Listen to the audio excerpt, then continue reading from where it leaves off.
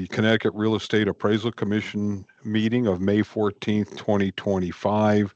Welcome all. And we have our agenda, the revised agenda that was sent to us. Thank you, by the way. So, and we're off and running. So we have on the first thing on here is review of previous minutes of the 9th of April of 2025.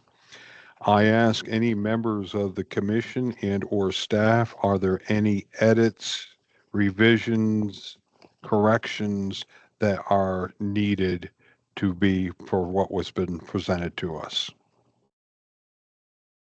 None that I see. Okay, hearing none, can I get a motion to accept minutes as presented? I make a motion. Second. Okay, so was that John and then Norris on the second? Yeah. Yes. Okay, I'm writing that down. Discussion, hearing none. Ayes? Aye. Nays, abstentions. Okay, great. It says comments before we get into old business. I'm going to ask three things right now, okay, if I could. We were presented after the last meeting a form that we had to fill out for the parking authority. So we are meeting all next month. We are meeting in person next month. Is there a procedure or a policy we have to do getting in, or just so I'm aware? Okay. So like Bob will have to get his picture and all that stuff, or? Yeah, so nothing has changed. So everyone Okay. everyone's badges should still be working. I believe we got Bob taken care of at the last in-person meeting. So everyone should be everyone should be fine. Their badges will work. You guys can still scan into the garage and park and everything. I think we were just updating a couple. If somebody's address changed, I think we needed to send out that new form for a couple people, but everyone should still be good to go. So nothing really has changed on our side there. So very good. Okay, I just wanted to ask that here, and I'm going to ask. How did the ASC visit go? It went as expected. We didn't. I don't know, Vicki, you want to speak to this? As you say, when as expected, things are well. We have an opportunity to provide a response. We have, I think, 30 days or 60 days to provide a response. We have some answers. Some of the things that they cited, we think we did. So fine, we will be fine. We think we're going to get at least a very good or good. Yeah, so we're good. Okay, so are there any things we should be aware of, members of the commission? No, they were very pleased. No, they were very pleased with it's the AMC. The AMC is a issue nationwide. The appraisal aspect of it was 100%. Everything was in compliance. It's the AMCs, which is not just some of the concerns that they have for, Connecticut, but also, throughout the nation in terms of how it is that things are reported. I think there's some tweaking that needs to be done on both ends. So, we're working on that, but the appraisal thing is perfect. But they give us a score for both, but yeah. Okay. For the AMCs, do you need anything from members of the commission to assist, or you got it all under control? Well, it's not that. It's, the AMCs are under the jurisdiction of the department, if you will. So as a result, it's not something that the commission members have to do. It's just some internal things that we're going to work on, trying to be better compliant, I guess. But we're fine. Okay, good. It's good to hear. Good. And is there anything, since we've gotten through the April 30th, anything on license renewals we should be aware of that popped up, or, let's cover it right now if there is something? Well, there's no issues, but just an update here that we have approximately 1,163 renewals, 564 RCG, 553 RCR, 46 provisional. So that's down 70 since our last renewal. 62 chose not to renew, and 8 licensees retired. And of the 8, there were 6 RCR and 2 RCGs that retired. And interestingly, this is the largest group of retirees since 2019. I went back and there was typically 2, 2, 2, 1. I didn't go back any farther than 2019, but yeah, so we're aging out. That's one way of politely putting it. There we go. Any questions by members of the commission? This is very good, Debbie. Excellent. On this? Okay. All right then. Thank you. May I say something? Yes, you may. Rochelle, I just got an email. I forwarded it to you because William DeTulio, he can't log on for some reason. If you could assist, please. I forwarded you the email. Thank you. Okay. We begin old business, and Mr. Salvati, RSP 2067, he requests extension to a 6th-year experience log submitted per the request of the commission, I believe, last meeting. Is Mr. Salvati with us this morning? Yes, I am. Good morning, everybody. Good morning, sir. Can you, all right, there we go. There we get to see your face this morning. For the record, could you give your name, spelling of your last name, and your address of employment? Okay, Joseph Salvati, Salvati, and my residence is my office, and it's 65 General Dalton Drive in Naugatuck, Connecticut. Thank you very much. This is a continuation of last month's when we chatted, if my memory is correct here. Yes, Debbie and I have been in contact a few times. The samples of my work, all the my reports that I sent in, I think there was close to 200 of them, and I believe you have that. I have not gotten any more notices of it, so I hope it was accepted and acceptable to you folks. And if it's not, let me know. But other than that, I've been working like crazy at 2 other jobs, and I have been studying to finish my education, the required courses. Okay, thank you, sir. I'm just going to go over to Ms. Yancey to give us a overview, if you could, Debbie, please. So we're all on the same page before I open up to commission members. You're on mute. I'm sorry, Debbie. Sorry. Mr. Salvati, he had his first issuance license issued on July 29th of 2019. So his 6th year is up this July 29th, 2019. So he's requesting an extension in order to continue or to finish his CE. He's already, it appears as though he's achieved the required number of hours for his experience, but he's lacking his, not CE, his qualifying education. Okay. Very good. There was a log presented, so I open this up to members of the commission for questions. Hi, Joe. Since your last meeting, can you just kind of give us an update of, have you taken any classes since we last talked, and which classes you have left to go, and what's your plan to finish those classes up? Well, I was very motivated after our last conversation, and I realized what is in front of me, and it's doable, I think. The first required course in the is a 30-hour course dealing with comparative sales, and I'm about maybe 75% finished with that course.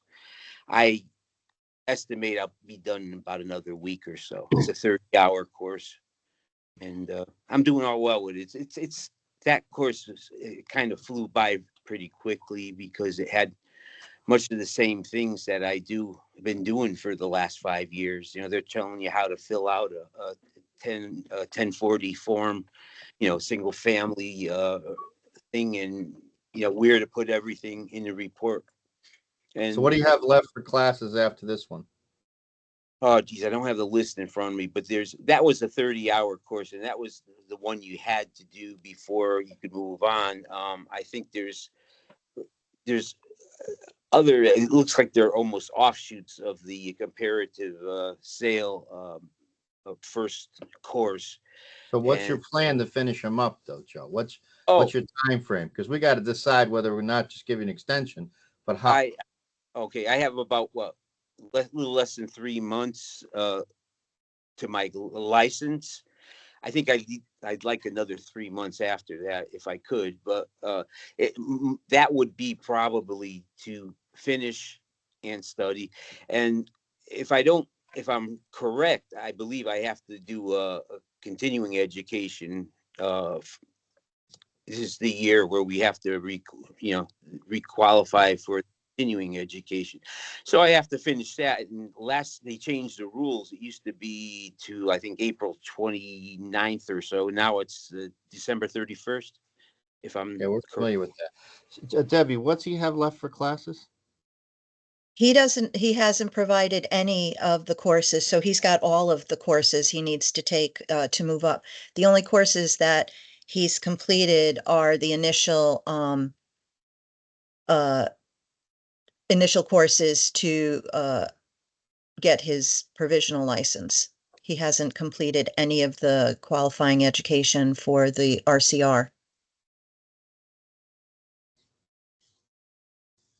So, and you think you can get this done with just a 3 months extension, Joe? Well, it's been a month and you haven't even finished the sales comparison one yet. I mean, I got a guy in my office who's already gone to California and another place and taken, I think he's taken 3 classes in the last 2 months. Being able to go to California and do that, he must have pretty much a lot of time on his hands. I'm retired, semi-retired, but I still have to work. I have people in my family and friends that are sick. I don't want to get into that. It's a bad thing, but I'm all over the place helping people, good friends that I just can't ignore sometimes, Okay. So with that and say, I'm pretty happy with myself. I was a little unsure when I first started the course because I don't know what kind of frame of mind I was in at that point. It just didn't sit well with me. And but when I got into the course, I really moved along very well. Like I said on the McKissick log, it says I'm about 70% done with the course. So, all right. So that's a 30-hour course. The rest of them are, I think, 5 and 10 hour, 10 or 15. I wrote them down and I couldn't find the paper before I logged in. I'm sorry, but I'm capable of. Commissioner Moore, you have a question? Yes, Joe. Hi. I'm just wondering. I guess your issue is mainly with class time at this point. Right. But I looked at the log that you sent us, and I noticed that you've only completed 2 appraisals in 2025 so far. And I'm just wondering, I know you're busy with other things, it seems, but how serious are you about getting into the appraisal business? Is it your intention to complete more appraisals?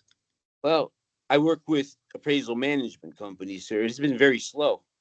I've been obviously I can't do anything other than single family residence and condos, refinances. Who's refinancing at these rates? Okay, so that knocks a lot of my work out, and it's been very slow. I've been calling people that own the appraisal management companies. vaguely, friends with them, and they actually got me into the appraisal. They recommended it, and they said, Joe, it's very, very slow. Some people are working, but they're capable of doing multifamilies, FHA, HUD, that type of stuff that I'm not registered to do. So my work limited to 1004s and 1073s, and I'm hoping what gets better. I'm substitute teaching, and I don't really like substitute teaching, especially when they put me in the middle school with 7th graders ready to beat you up. And I mean, I don't know if anybody ever has taught, but I try to stay either with high school kids or the kindergartners, and they're a very unique group, even though their age is different. They're good people. Anyways. Mr. Salvati, I'm going to jump in here for just a second. Who is your sponsor? Billy, is your sponsor with us today? Yeah, he's the one that's trying to get on. Okay, is that, I see a hand is raised. If someone could help, number 29, that's all it says on the screen, where their hand raised. Would that be your sponsor? Hello, you're on mute. Whatever 29 is, whomever. Still on mute. The floor is yours. We'll try a third. Go ahead. Yes. This is Andrew Hazo, or are you speaking to me? I see. No, Andrew, I see another one over here, number 29, with a raised hand on our screen with a 272-500-276-979 telephone number. On the phone, if you hit *6, you should be able to unmute yourself.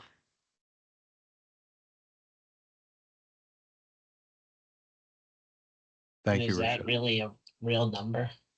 Yeah, I don't know. All right, I just saw the hand raised, Sean. So, okay, Mr. Salvati, I didn't mean to interrupt. I didn't know if that was your sponsor on the other line here. Okay. I was kind of hoping it was, to be honest with you. Okay. He was the one that was having trouble before you mentioned trouble. Okay. On, yeah. So. Very good. Any other questions from members of the commission?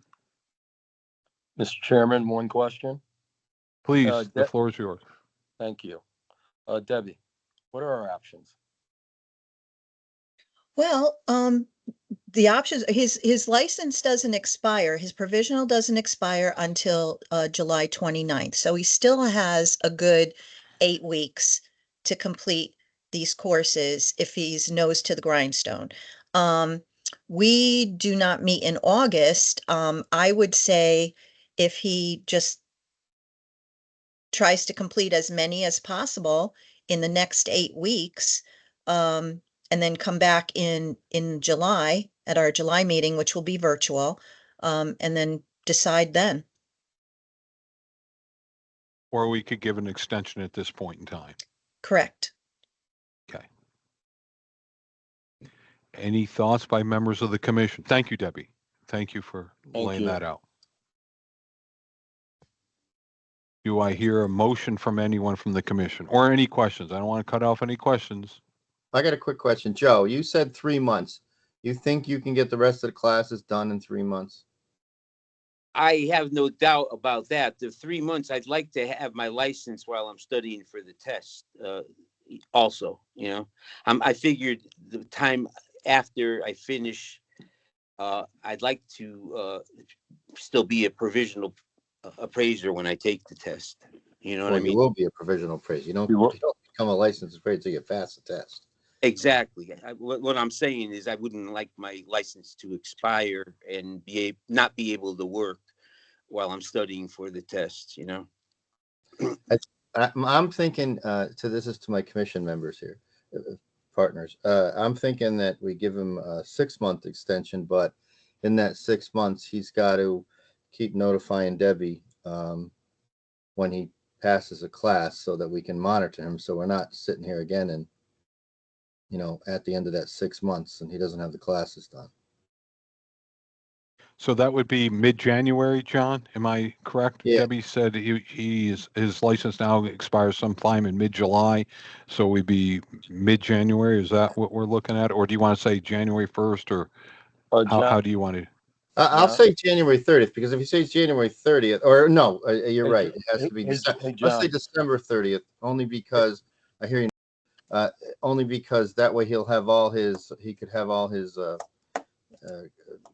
take the law module 2 and the USPAP class, and then if we have to take the other 4-hour class, he can get that done too in that time frame. Hey, John, real quick, don't you want to see what he does till July, then figure it out? I do, but my concern is if we wait till July and something happens and we don't have a July meeting, or we don't have a quorum in July, or who knows, then he's out of luck. Like we're cutting it too close. That's just. Can I add something, please?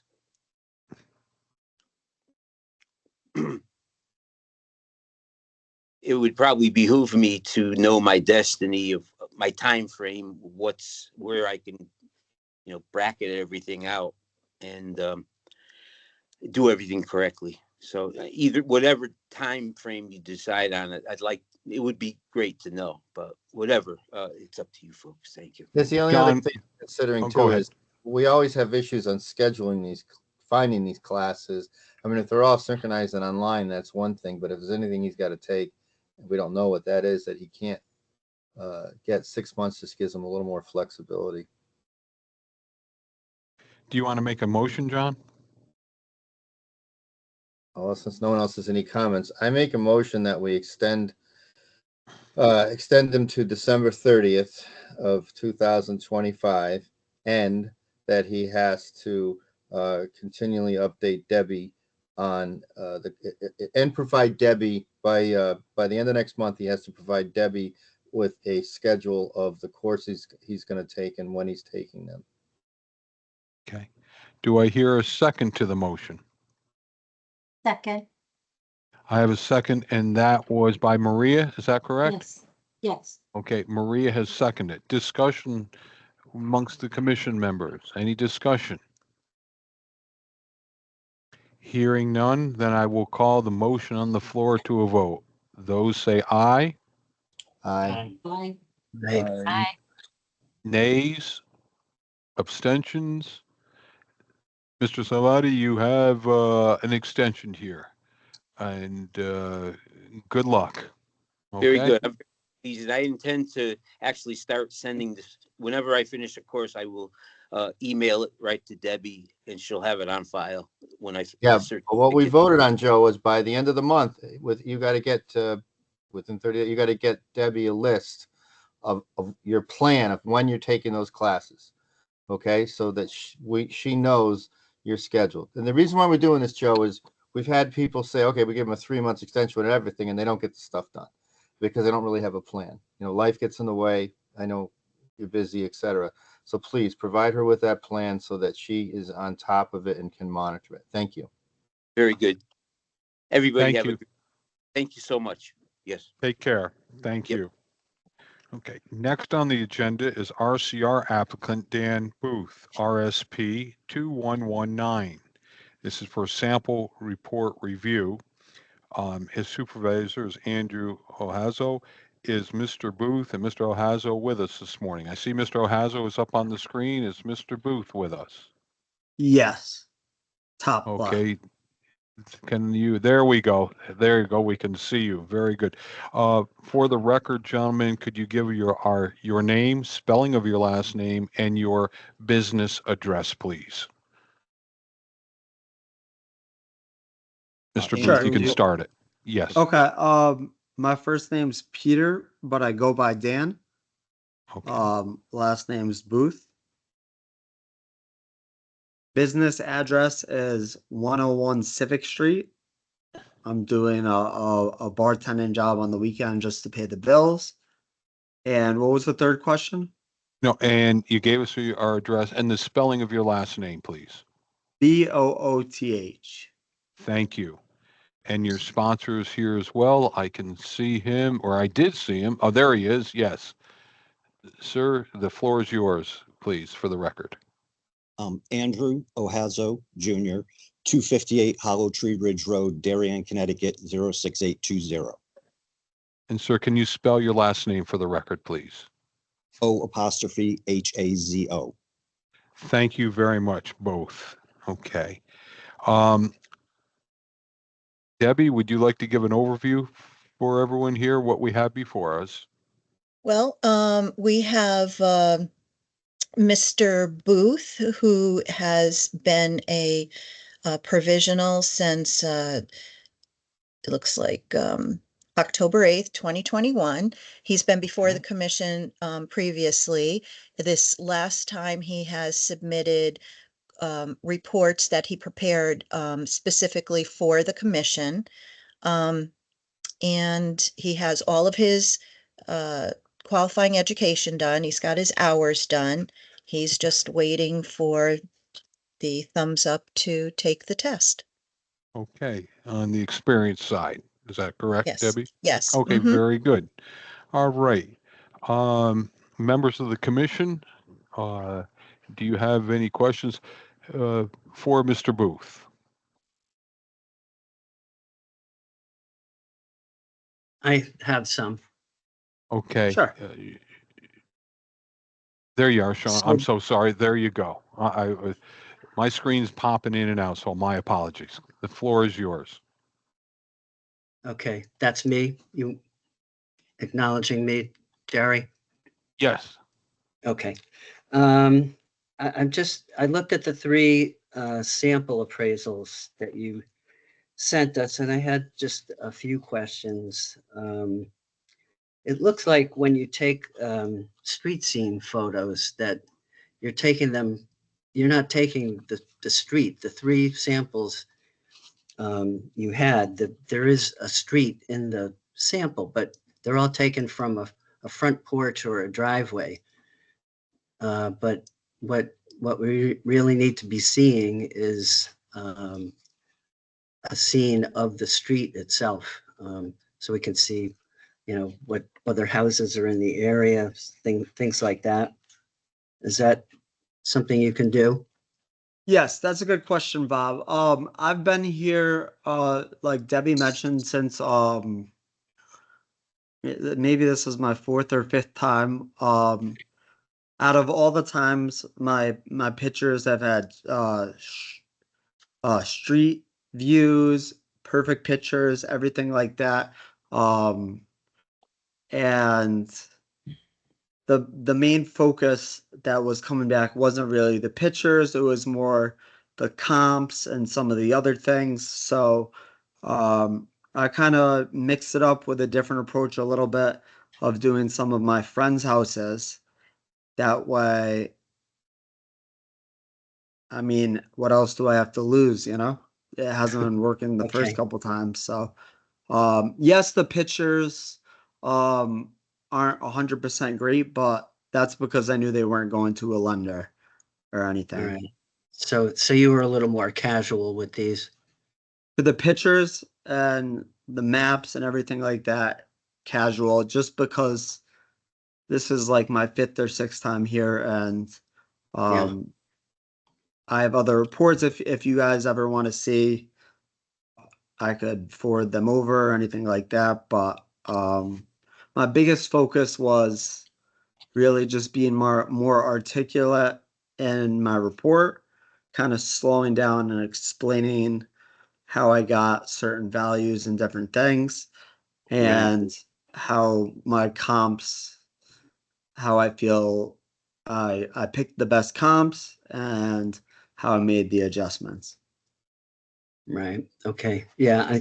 I think I do think you need to take more time and take more space in the addendum to really explain your comp adjustments and better where they came from and how you arrived at those numbers. There's no data in there at all showing how you got to a $20,000 condition adjustment, things like that. So I know that.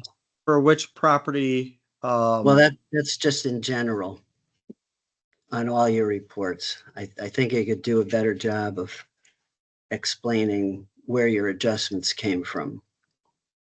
You have sort of a general, all-encompassing statement about your adjustments, but then you sort of list them, but you don't explain, how you arrived at those numbers.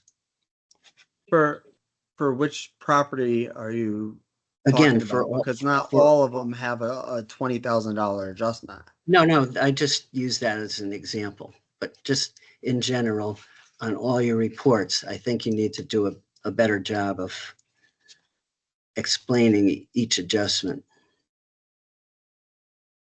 How I got the adjustments, or? Yes. Yeah, so how I got all my adjustments were I would reach out to market participants. I would reach out to buyers, to sellers, to contractors. An example, one of the properties in West Hartford, I even reached out to, he was a really nice guy, Richard, one of the town assessors. And I kind of got all my information on what I think people would pay for that adjustment. So that's where I came for the adjustments. Yeah, I think you're going to find in doing work for lenders now that they're all going to be asking you for specific explanations for each of your adjustments. So you might want to think about including that in your reports and how those adjustments were arrived at. And I had one more issue. I think my biggest concern was on your appraisal of 169 West Ridge Drive. Sure. In West Hartford. Yep. And do you mind if I grab my work file real quick? Yeah, go ahead. So this is what I learned this time, because I'm really passionate and I've been trying to really hard to be an appraisal.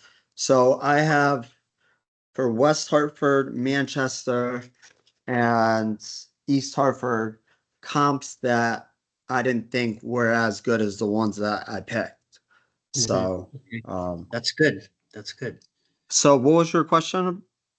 Well, the question here is, and this is really my biggest concern with all your reports, is our house, our subject property backs to a very large parking lot and a big, I guess you could say, commercial building. It's a Bethel temple and the Bright and Early Children's Learning Center. And so, I mean, that could have definitely a potential effect on marketability at the least and value at the most. And I'm wondering if you noticed that or if you considered that at all, and why. I mean, that's something you need to mention, even if even if you tell me it's not going to affect value, it still needs to be in your report somewhere. Understood. I mean, it has been a little bit. I don't know how long that might have been built ago, but these comps were like family, friends, mostly just for the commission only. And when I was there, I did not notice any of those buildings that you mentioned. So okay, but it's but it's in your report. It shows very clearly on the aerial photo in your report. It's sitting right back there, and certainly, again, from a lender perspective, their reviewer, their underwriter is going to notice something like that, and you're going to have to explain it sooner or later. When I was there at the property, I drove around, there was a cul-de-sac, but I did not see any of those buildings. And I went with my eyes on that one, what I saw in person personally. Mm-hmm. Okay. That's just, and I know the area kind of good because, like I said, it was my buddy's house. So Dan, do you have that file open there? Which one? I could open it up. West Hartford. West Hartford. can you just scan the addendum? Was there any comment in there? Yeah, sure. Let me look. Which comments were you looking for? For commercial buildings or? Because I do recall you and I having a discussion about this when we put the report together.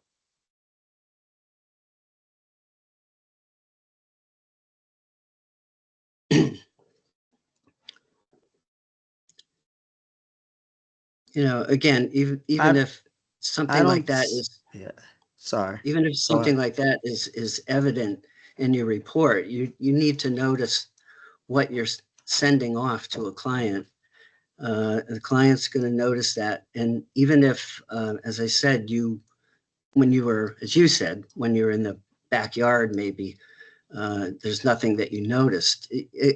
Put that in your report. You know, there was a stand of trees at the back of the lot, buffering it from the commercial influence, you know, something like that. It's got to be in the report. Okay. I appreciate the feedback. Very good. Any, Commissioner Moore, any other questions? I didn't mean to cut you short. That's okay. All set. Okay. And yours are suggestions that you were trying to help Mr. Booth moving his career forward. What you were just saying? Basically, yes. Very good. Okay. Any other members of the commission with questions? I do. Okay. Shauna, the floor is yours. So, these being for the commission, I would have expected them to be the best work. I wouldn't find any type of issues. I was hoping, and as Mr. Moore says, these comments are very limited. I did find on 169 West Ridge Drive, I had no sketch of the, like the room layout. There was nothing like that. You have stories as one, and there is 2-story section according to the town records.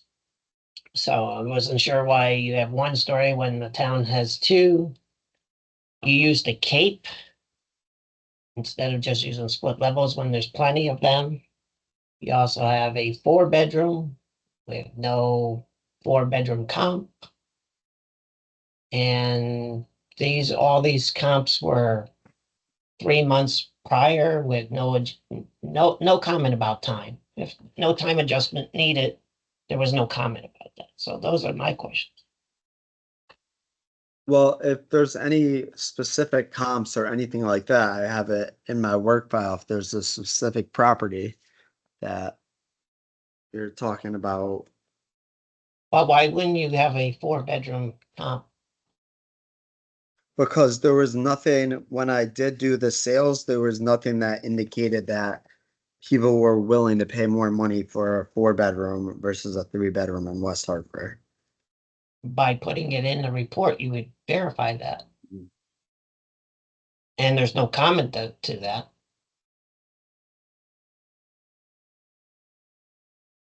I mean, I put that in my work file, and one of the videos I saw the other day, it was just as putting it in your work file so you're able to explain it to the lender. Mr. Booth, if I may, Sean, I'm sorry to interrupt. Mr. Booth, you said you just went through a video. What video are you referencing to? Say that again. You just referenced you saw in a video. You just need to just put it in your work file. What video are you referencing, if I may ask? Some of the videos on the ASC commission have like the meetings and the videos, and they're all on YouTube. Okay. And different things like that. So that's kind of what I tried to study as much as possible to see what should be in the work files, what should be in the comments. And pretty much I noticed that I want to say it was around January, one of the applicants was getting kind of really beaten up that she didn't have her work file. It wasn't in her work file. why she didn't choose this property. This property is better.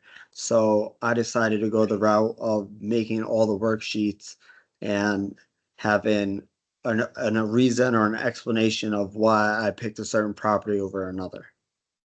Okay, thank you. Sean, I didn't mean to interrupt you. The floor is here. Back to you. So you have a cape. You couldn't find any other split level. What about 23 Still Lane, since you say you have your work file? Give me 1 second. Hold on. Still Lane. Which town was this in? That's Hartford. That's Hartford, okay.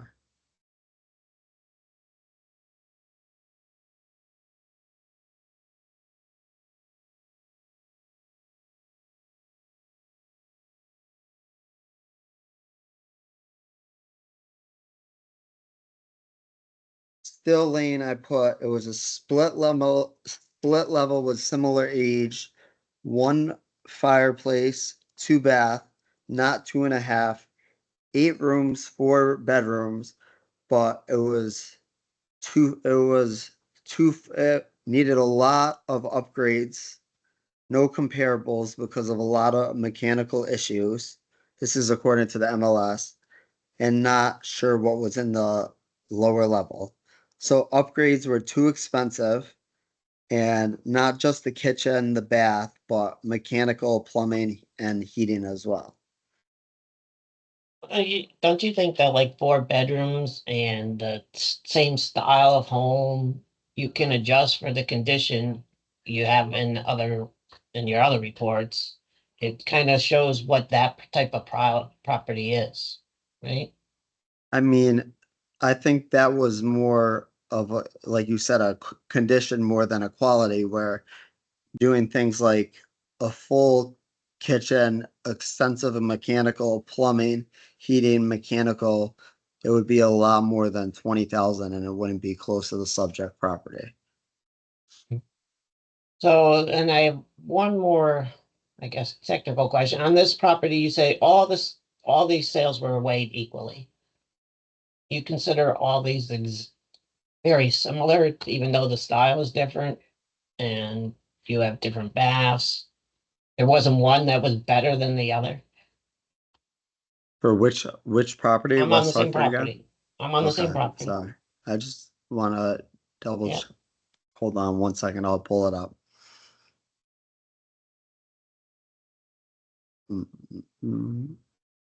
Just want to make sure that I give you an answer that.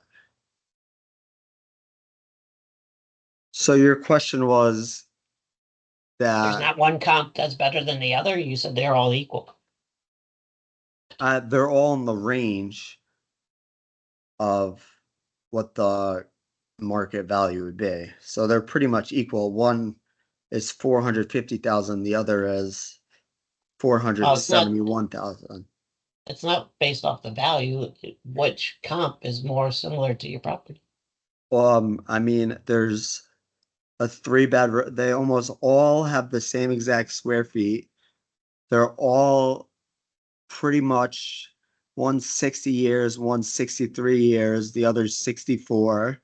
I have a split level, split level, split level. There was just that one cape because, I mean, that was the best one at the time that I could find in value. And certainly appears like comp 1 is certainly more of a better one to put more weight on. My last question is, none of these have a cost approach. yes, so I could screen share and both of them. The last time that we spoke, all that was brought up was I needed 3 appraisals.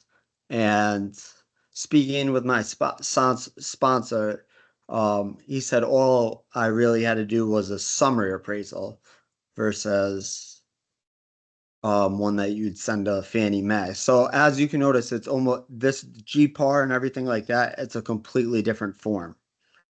Yeah, So, I think the intention was to see 3 very good reports, not abbreviated, not condensed, not shortened, and you were allowed to pick what you wanted to pick. So at this point, I still think you're not ready, and I am done. Thank you.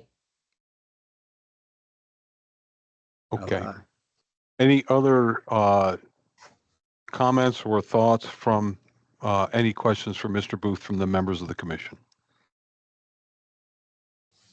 Okay, Jerry, John. Yeah, Dan, I think that what you're hearing is as we progress as appraisers, you know, it's I think you understand the theory of appraising, and I commend you for actually going out and continuing to look things up like you did the video and that kind of stuff. But as we progress as appraisers, all of us, it's about learning how to communicate, and communication is the biggest downfall, I think, in our industry. As a matter of fact, we got a course that we have to approve as part of this commission meeting on communication. I heard what Shauna said. I heard what Bob said. You know, I think this is a great improvement, but I heard what Shauna said, and I'm wondering if Shauna, what if he just took this one report in West Hartford and just added a cost approach and added some comments and maybe the photo, like Bob said, just to show that he could do it, and that's it. I mean, I don't think we have to have him back here again or anything. I mean, and a building sketch also. There were no sketches in any of these reports. Yeah, because my opinion, I think he's been here enough, and I've listened to him enough, and he keeps trying, and I think he's definitely on the right track. I mean, I think I know he's not communicating it, which is key, but he's obviously within the industry. He has gotten his work. You know, Andrew, his supervisor, has been getting paid for the work that he has been submitting for the past 4 or 5 years. So the industry is accepting his work.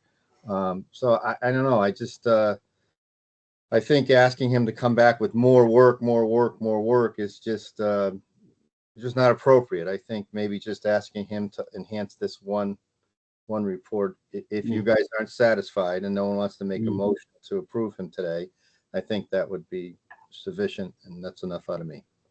It's a good idea. Any other comments from members of the commission? Jennifer, Norris, Maria? Guess not. Okay. Jennifer, were you going to say something? I'm sorry, you're on mute. Okay. Here's a fundamental question here. Appraisers are to defend and support what they're saying. Are we questioning anything that Mr. Booth said that he didn't defend, or he came up with support of why he did what he did? Are we picking on subjective or just opinions? It's your opinion versus his opinion. Was there anything that he said where a question came up that he didn't defend or support his position? I was not satisfied. What's that, Shauna? I said I was not satisfied with his answers. Yeah, there's, you know, I think it's one thing to have your defense in the work file. That's great. You do need to have that, but it also needs to be, it should be in the report itself. Otherwise, you know, you're going to have, as I said, lenders, underwriters going to be constantly coming back at you, asking for those explanations. And then, yes, you're going to be able to supply them, but they should be in the report to begin with. You're not supporting and defending enough in the reports that we saw. But Bob, that's only one sector of the business. That's only on the lending side. It says in USPAP, it can be in the report or in the work file. Okay. You have the choice. I may not like it, but he chose to do it in one port. And so he was defending and supporting his position. We may not agree with his opinion, but he has followed the rules of the game. So Jerry, you know, USPAP is all about competency, and you know, I don't see it. So that's just my opinion. But no one's questioned his adjustments. No one's come up and said that, hey, this adjustment doesn't seem right or anything like that in this process. I mean, even in the previous things. So, And if I could make a comment, No, sorry to Mr. interrupt Booth, you guys. Mr. Booth, I'm sorry. Right now, this is only among the commission I members. Okay. apologize. so I'm going to make a apologize. suggestion that I'm going to make a motion that we approve him. If this doesn't get passed, then we'll go in the next direction. But I'm going to make a motion that we approve Mr. Booth's sample so that he can go on and take the test. Okay, we have a motion on the floor. Do I hear a second? Calling for a second time? Second. Okay, we have a second by Norris. Okay, now we have a motion and a second. Discussion. I guess my only point is there's no reason obviously he was able to pick the reports. He was able to do these jobs. I would expect them to be better than just rambling any appraisals we picked. And, I don't see it. So I will be voting no. Okay. All right, any other comments among members of the commission? Okay, hearing none, now I'm going to call on a vote. Ayes for the yes votes for the motion on the floor. Ayes. Aye. Aye. Aye. So I want to make sure I have this. We have Commissioner Gavin, Commissioner Moore. Who I heard someone else, did I?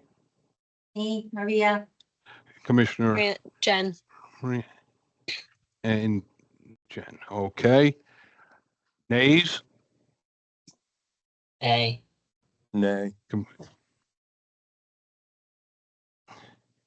We have two. So on a 4-2, and I don't vote unless there's a tie.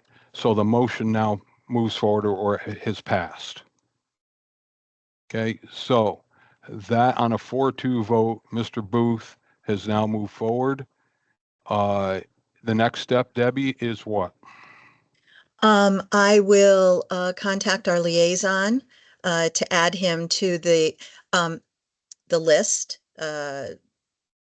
to inform PSI that he'll be calling and setting up his appointment. And then Mr. Booth is going to be calling PSI to confirm his appointment and hopefully start studying to pass his test. Okay. Mr. Booth, congratulations. It's been a long journey. The comments that were put forward, I hope you take to heart to try to improve, okay, in the reports.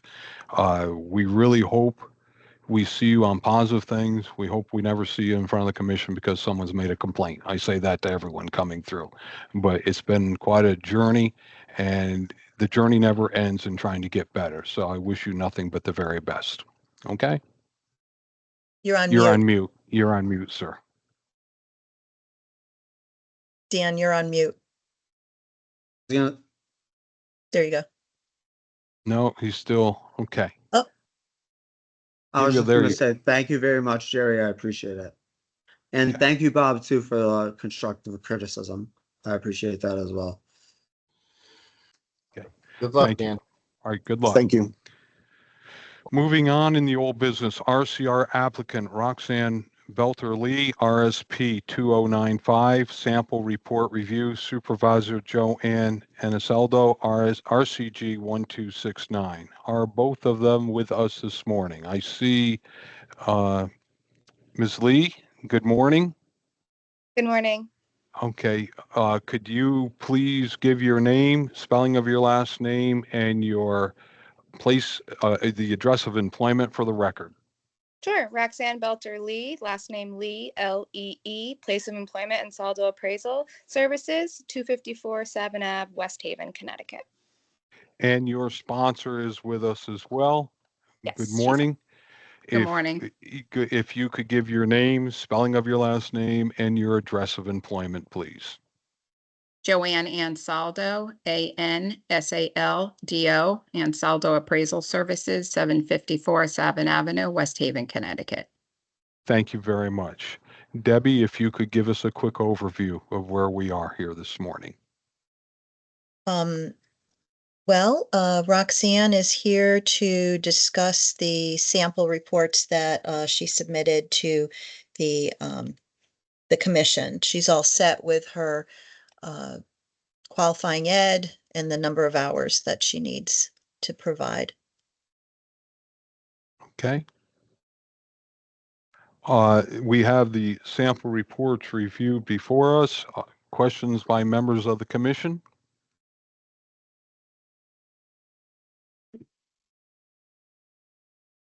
Bob, do you have questions? Well, I have a lot of, specific individual questions, but I think in general, it just, as I don't know if you were listening in on the previous review we did, Roxanne, but communication, as John said, is the key in these reports, and I just don't think in most of them that there's enough communication. Now, it may be as Jerry also suggested, that maybe some of the answers to my questions are in your work file, and that seems to be okay. Do you want to give me one example so we can go through it? Would that help?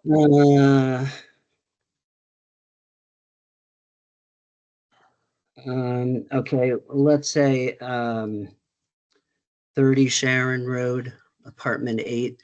Yes. Again, they're probably too specific. I guess we're just basically reviewing for USPAP compliance, but in the subject section, clearly the property is selling very far above the contract price. So often there should be, it's good if there could be some kind of explanation, even if it's a speculation, or if you went and did some research as to why this was selling so far above the contract price. Also, you include an income approach here, and you've got some numbers in for the estimated monthly rent and the gross rent multiplier. Yes. And they may be accurate, but you don't tell us where they came from, how you derive those numbers. That that should be in the report. And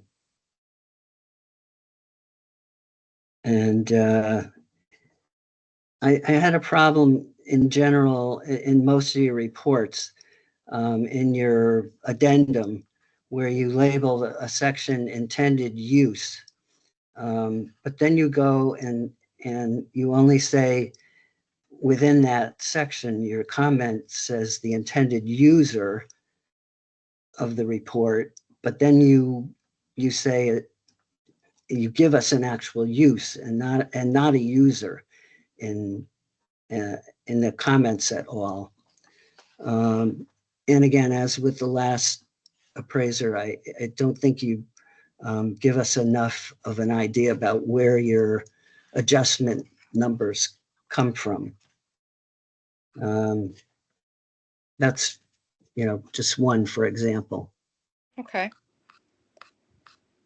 Ms. Lee, would you like to answer those questions?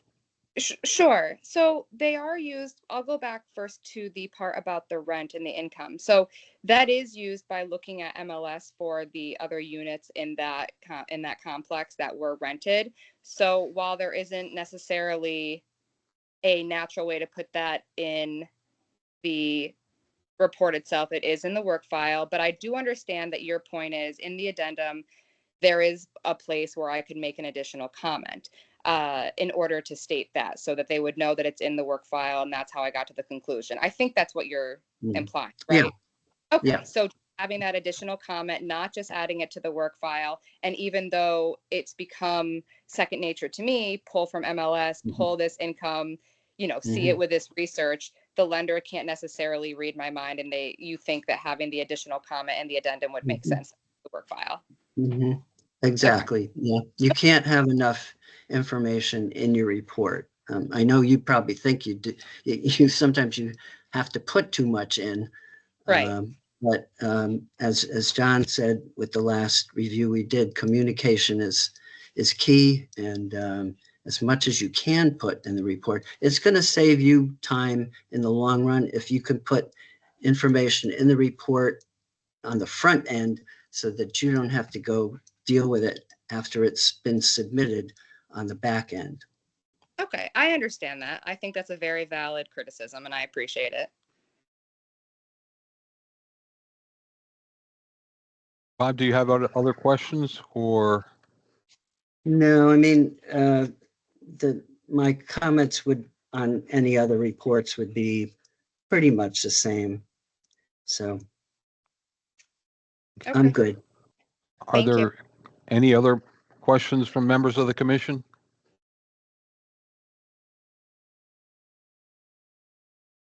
Okay. Hearing none. Does anyone want to make a motion on Miss Lee's application here on her experience? I'll make a motion that it be accepted. Okay, a motion on the floor has been accepted. Can I get a second? Second. A second by Norris. Discussion?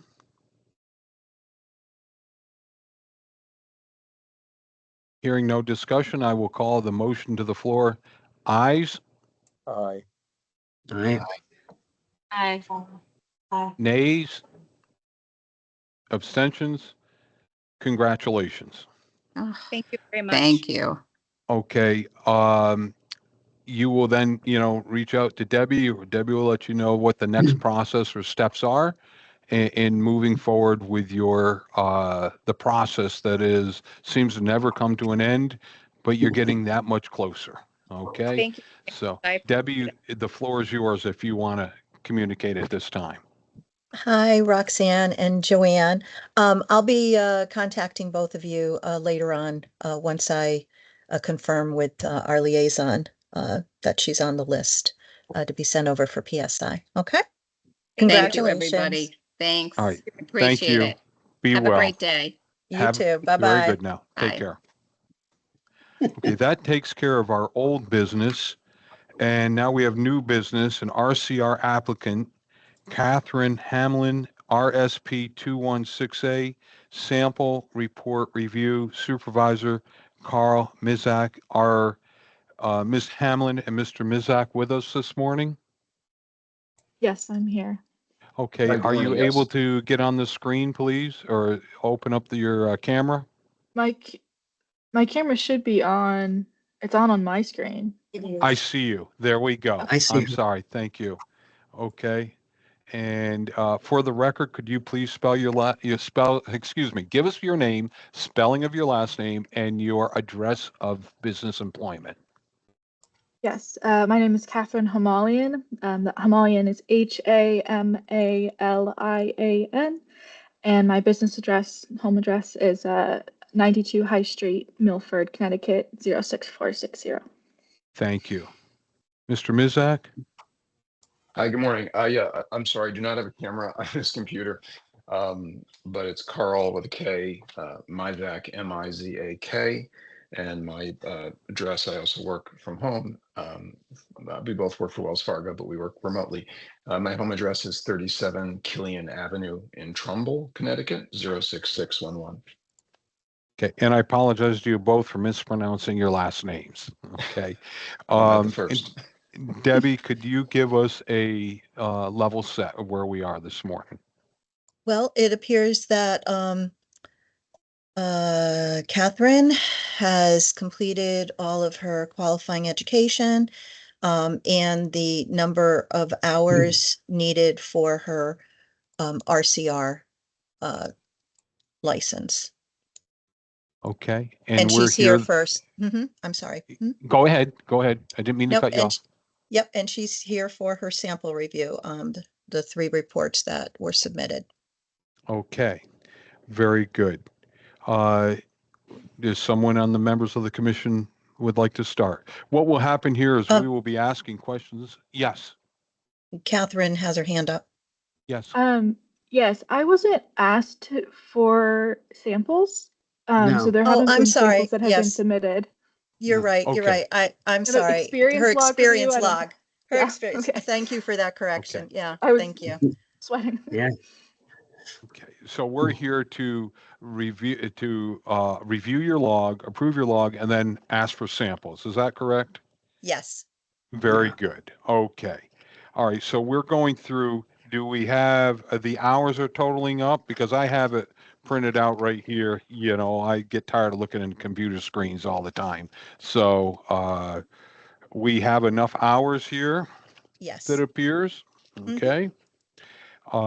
We'll start with the log. Are there any questions by members of the commission concerning the log presented to us for review? I just want to compliment the log because we often see logs as the same darn thing for everybody put, but I can tell in this one that the supervisor actually took the time to talk about what they actually did, and you can see the progress of the appraiser as you go through the years. So thank you for being I diligent. agree. Yeah. Job well done. I don't have any issue Great. with the log. Okay. Any questions with the log by members of the I commission? guess I have one. Okay, So go ahead. 20 hours, 15 hours, it takes, you can only do 2 in a week. Those were when I was first starting out, it takes, as you're learning the process, it takes a longer time to do reports. And as time progresses, you'll notice as go through, as time progresses, the hours reported per report decreased over time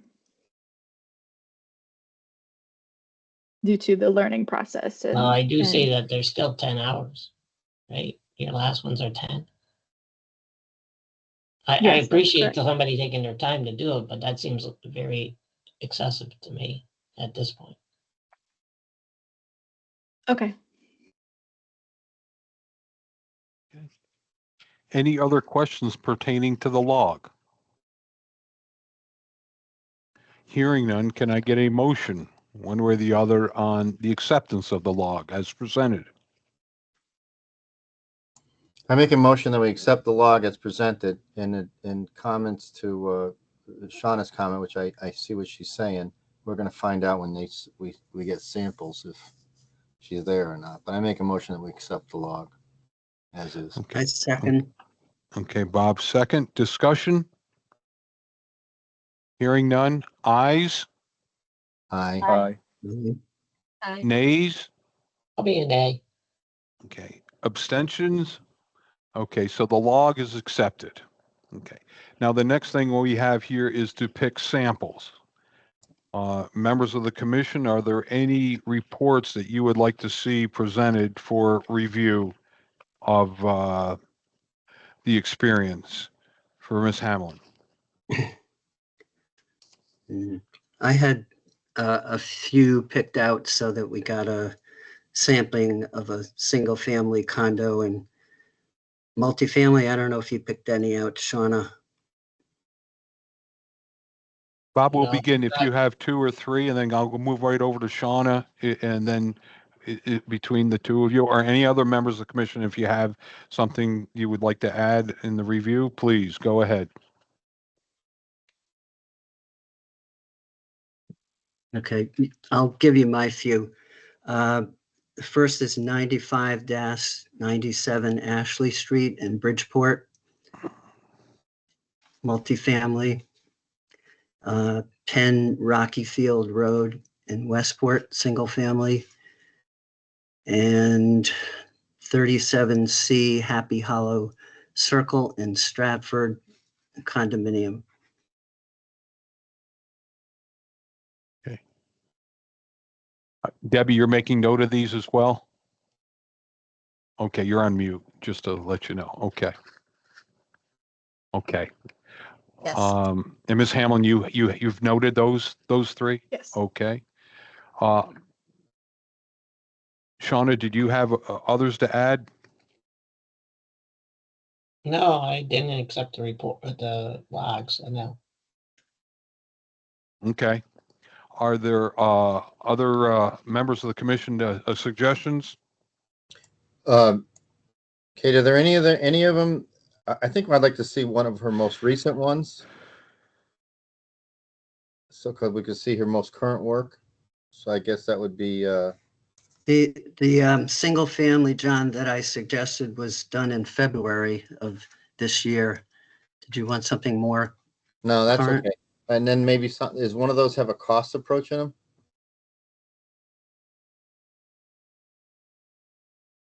If you're asking me, Yeah.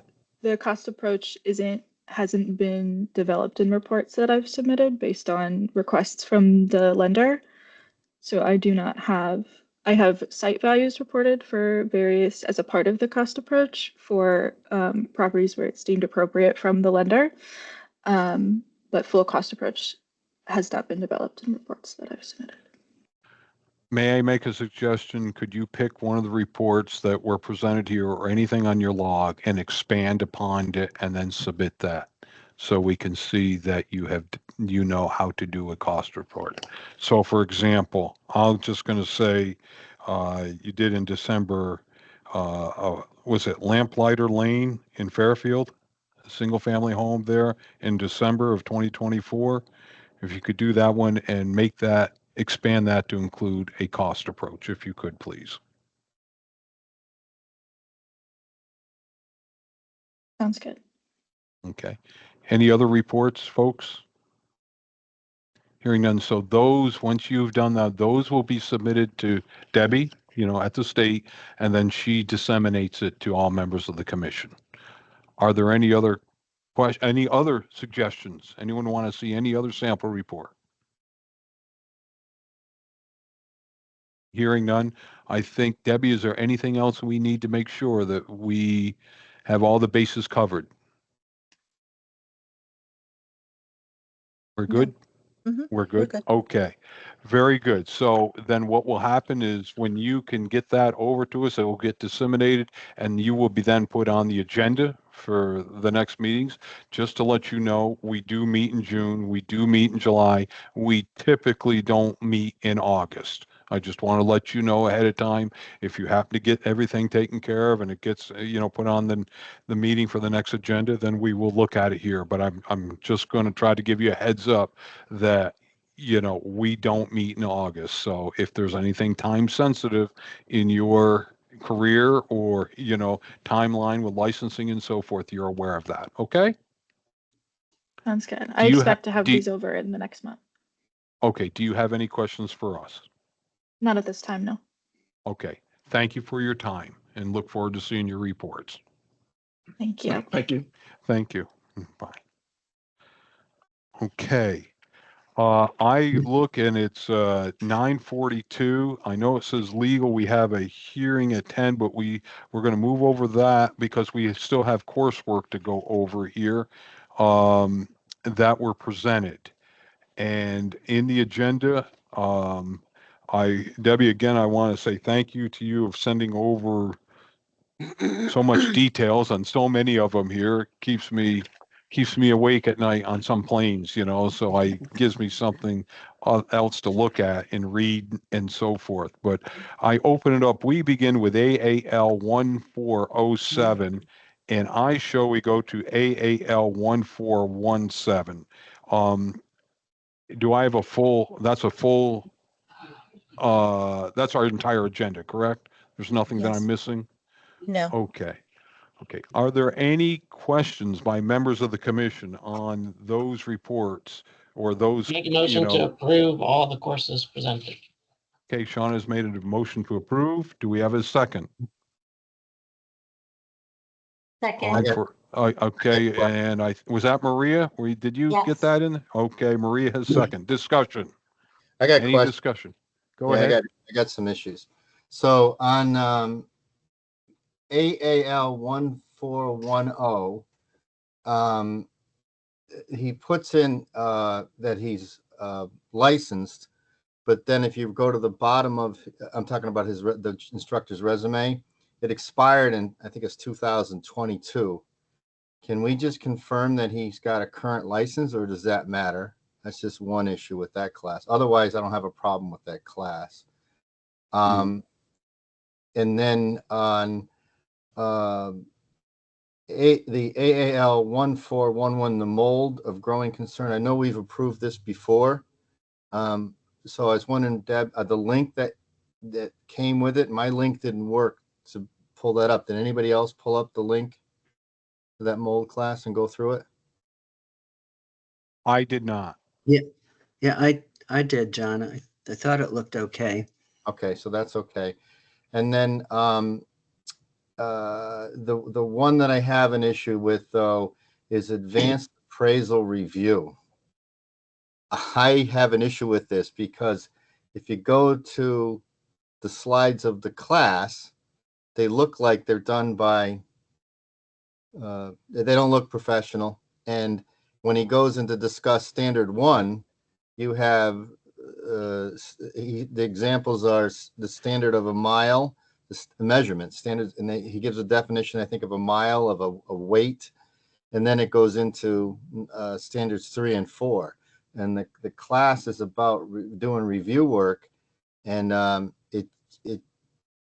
have an issue with this course, and I was wondering if anybody else reviewed those slides to see if they think they're appropriate. So I don't know. I'm not going to approve that class as it's presented. I just don't think there's enough information there to explain what they're going to teach. In other words, he says, now let's talk about this, and that's it. There's no bullets or anything else. Like, no detailed slides or anything like that, like there are with the other class. Yeah, I agree, John. I thought that was pretty light on the content they sent. We have a motion and a second on the floor to accept all these as presented. Shauna, do you want to amend your motion or? No. Okay. All right. Then are there any other points of discussion? Hearing none, then I will call the motion on the floor to a vote. Those for aye? Aye. I heard a second aye. Was that Jennifer, you? Maria? Okay, Yes. ayes for Shauna and Maria. Nays? Nay. Nay. And Jen, I didn't see your vote. You're on mute. Are you a yes, no, Sorry. or abstention? Abstention. Okay, and one abstention. Okay, so the motion does not pass. Okay, so now do I get a second motion for or let's have discussion here. We've had a motion presented here in second, and it did not pass. Areas of concern? Well, I'm willing to make a motion to accept everything but 1409. Because I guess it's not an issue if Bob reviewed the mold thing, so that solves that issue. And then I guess, is it an issue that it doesn't have a current license? Doesn't matter, I guess, because we've already discussed that at length in previous meetings. So I guess, but 1409 just doesn't come across. It's just, I think we need to table that one. So your motion is to accept all from AAL 1407 through 1417 with exclusion of AAL 1410. John, am I correct with that? 1409. Thank you. 1409. My bad. Okay, we have a motion. Do I have a second on that? Second. Okay, Bob makes for a second. Further discussion? Hearing none. Ayes? Aye. Aye. Nays? Abstentions? Therefore, okay, then we pass with these as presented with the exclusion of 1409. Is there something in the event when the institution reaches out, I would assume to Debbie, and say what they need to do to get it approved, or any guidance that one wants to present, or you just want to leave that we haven't accepted it? I think we should ask Debbie to ask them for more detailed, what their PowerPoint presentation is, and more detailed. I mean, it's just not sufficient. Okay. Any other comments concerning this? Hearing none. Very good. Okay. Now, before we are scheduled, please let me know. Legal, is there anything else with legal outside of the 10 o'clock compliance hearing? Vicky, anything to add? Guess not. Okay. All right. Any other matters that need to come before the commission today before we go into the hearing? I just have, oh, sorry, Bob, go ahead. I just had one quick question. I don't know if anyone else had looked at the latest newsletter from the Appraisal Foundation where they discuss a state harmonization task force. And I don't know if anyone else saw that or if we've been contacted by them about this initiative.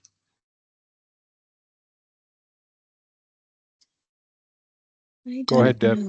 Anybody? I don't know about that. It says this new task force established by the Board of Trustees is focused on identifying and assisting states in removing unnecessary regulatory overlays that may be creating unintended barriers to entry into the profession. That's their goal for this committee, task force. I have that and I'll forward it to the commission members right now. Thank you. Thank you for bringing that up. Debbie, you were going to say something before Bob or someone else. I'm sorry, I don't want to cut. Yes, I just wanted to give a brief summary of the cases that have been closed since February 19th meeting, and we've had 10 closed, 4 were late CE, 5 no issue found, and 1 AMC where the payment was resolved immediately. I've got 15 are open. 3 are alleged, or 3 are CE that are just waiting for paperwork so I can close them. And 12 are alleged use PAP or value disputes. And that's that for my report. Okay, great. All right. Is there any other concern? That takes care of that, Debbie? I didn't mean to cut it short. Yes. Okay. Mm-hmm. Any other comments or what have concerns before us today?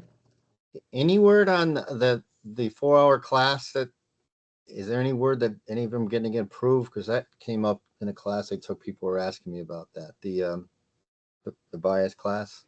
Oh, that's an 7-hour class for CE, or 8 hours for the qualifying ed. Yeah, from what I heard from some of the schools is that they've sent their paperwork up to the AQB for approval, and they're just swamped. So it's a little backlogged up there. So we're just waiting. They're just waiting for their approval to come through. But it should be this summer. So we should be seeing it for approval within the next 2 months, maybe? Yes, that's what I'm told. Yes.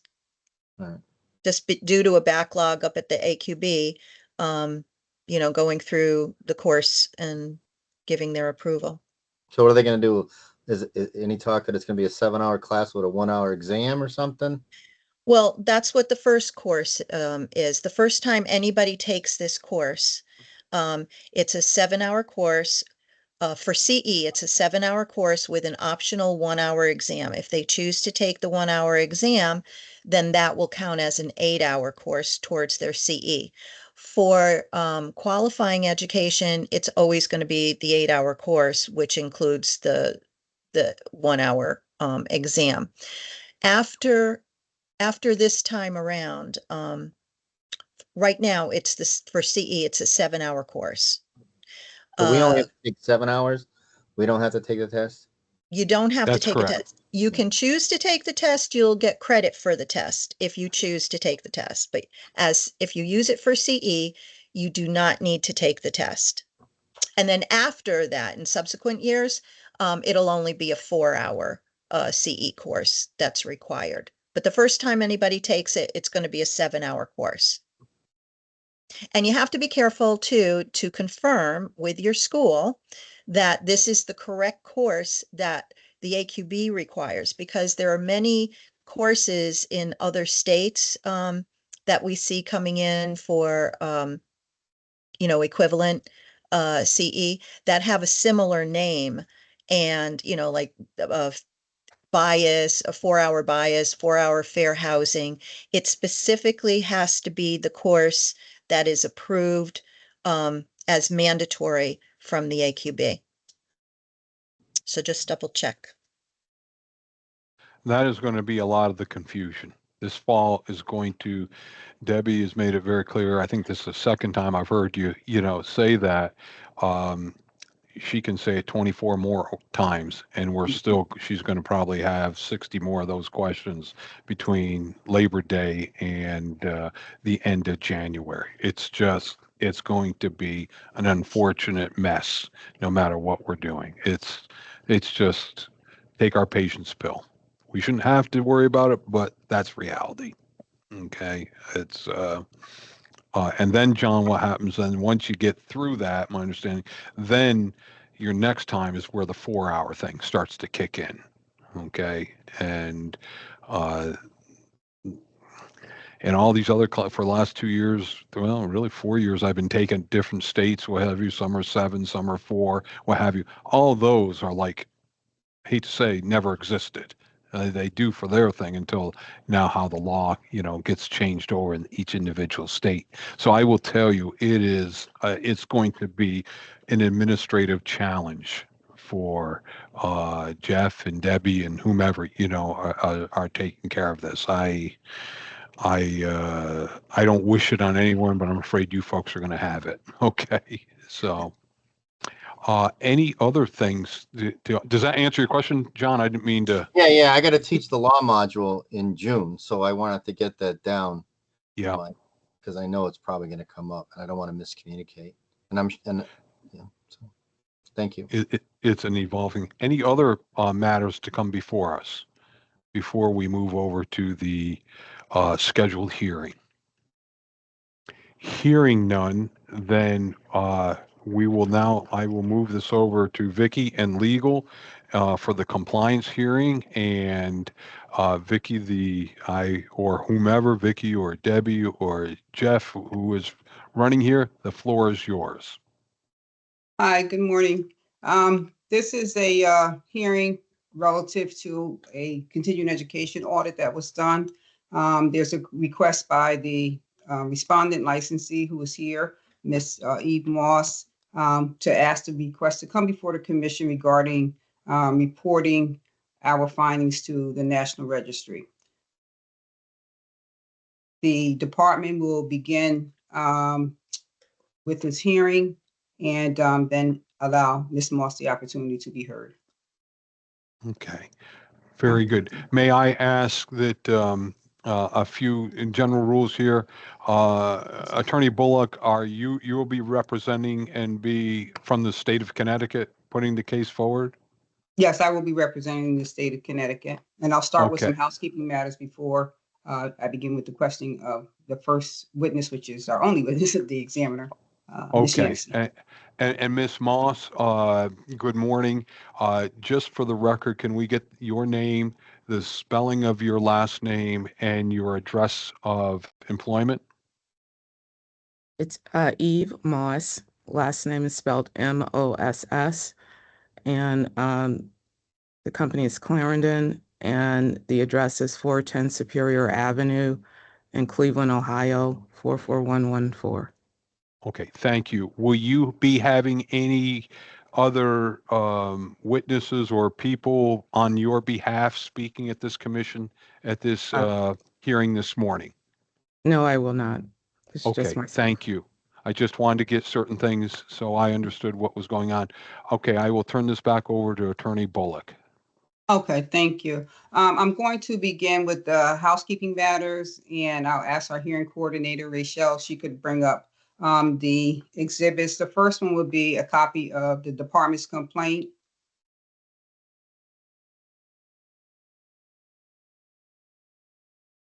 Okay, and this is a copy of the department's complaint that was sent to the respondent or licensee, indicating that today's proceedings would take place before the commission. We actually thought we would start a little bit earlier, but it's starting, well, a few minutes earlier than 10, I guess.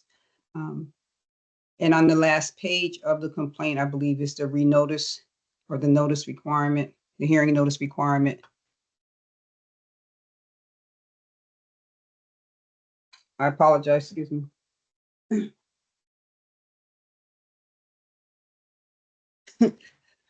That was the alarm telling us that we were going to start the hearing, but we've already started, so we're all set. Sorry. Okay. This also includes, which I wasn't clear as to whether or not this would include the hearing instructions. So the hearing instructions are included here as well.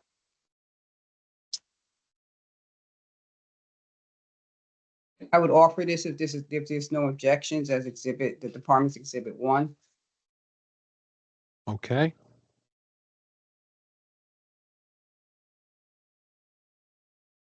And I do believe that Ms. Moss was provided with a copy of this document.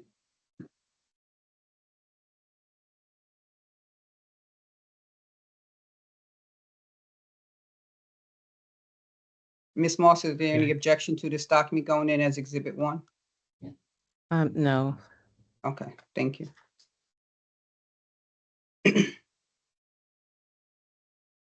All right. If this could be entered, this would be entered as a full exhibit. The complaint was also sent by certified mail. I would ask if the certified mail tracking, which is there, could be brought up on the screen, which it is. This shows that it was sent to the respondents or licensees' email address. It says it's still going through the system. When we send out something certified mail, we also send it out first class mail, so it's presumed to be received. But I would offer this just to say that the department did follow the procedural requirements to notify the licensee of today's proceedings. And this is exhibit number 2 for you? No, actually I have it as 1. Okay. 1A. They're already pre numbers. So okay, unless fair we enough. Change it, yeah. Okay. So okay. This would be 1A, if I may. Ms. Moss, do you have any objections to this? No. Okay, thank you. Attorney Bullock? Yeah, I would ask that would be entered as a full exhibit, and then I would ask exhibit 2, which are the hearing instructions, which are already a part of the packet, but because I already had things pre-numbered, I'll just enter it again. Okay. Exhibit is exhibit 2 for the hearing instructions, which again was a part of packet 1. But okay. Ms. Moss, do you have any issues with the exhibit 2? No, I do not. Okay, thank you. All right. This is that was the hearing instructions. As exhibit 3, that's the email notification indicating that the licensee was notified by email of today's proceedings. And the department, I will say this, the department did try to accommodate the licensee by allowing this matter to be on today's agenda as opposed to waiting until we had the next online remote, meeting because of the distance and where she lives. Yeah. Okay. So she was willing to accept this, short notice, if you will, to be here today in the attempt to accommodate her, so that she wouldn't have to wait until the next remote hearing. But I will offer this email notification as exhibit 3. Ms. Moss, do you have any objection to this exhibit number 3? Okay. No, I don't. Very, very good. Thank you. Thank you. And then the next exhibit would be the email confirmation. This is just showing that the email was delivered, it was accepted, or was delivered at 4:52 on Friday, May 2nd. Okay. Ms. Moss, any objection? No. Okay, thank you. Okay, so noted. Okay. That's exhibit 4. Thank you. That would be exhibit 4. The next exhibit would be the Secretary of State's website, where the department is required by the Uniform Administrative Procedure Act to post everything to the Secretary of State's website. This is the posting, which, as I understand, the postings are done at the beginning of the year, and this one indicates the agenda. As you scroll up a little bit, I think the agenda is there, so it's attached. So I would offer this as the department's Exhibit 5. Okay. Ms. Moss, any objection to No. Exhibit 5? Okay, No. thank you. So it's admitted. Thank you.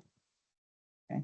And then Exhibit 6 is the compliance meeting notice that was sent out in a what we call DocuSign, which is a part of I'll say packet. This is the first page. This was sent out April 17th, 2025, in which the department had indicated that we would hold a compliance meeting on May 2nd at 3 p.m. Okay. Ms. Moss, any objection? No. Okay. She did attend So the compliance meeting. Just so that the record is clear, there are 8 pages to this, just so the record is clear that all 8 pages are being offered as one exhibit. Okay, 8 pages. Okay. Very good. Thank you.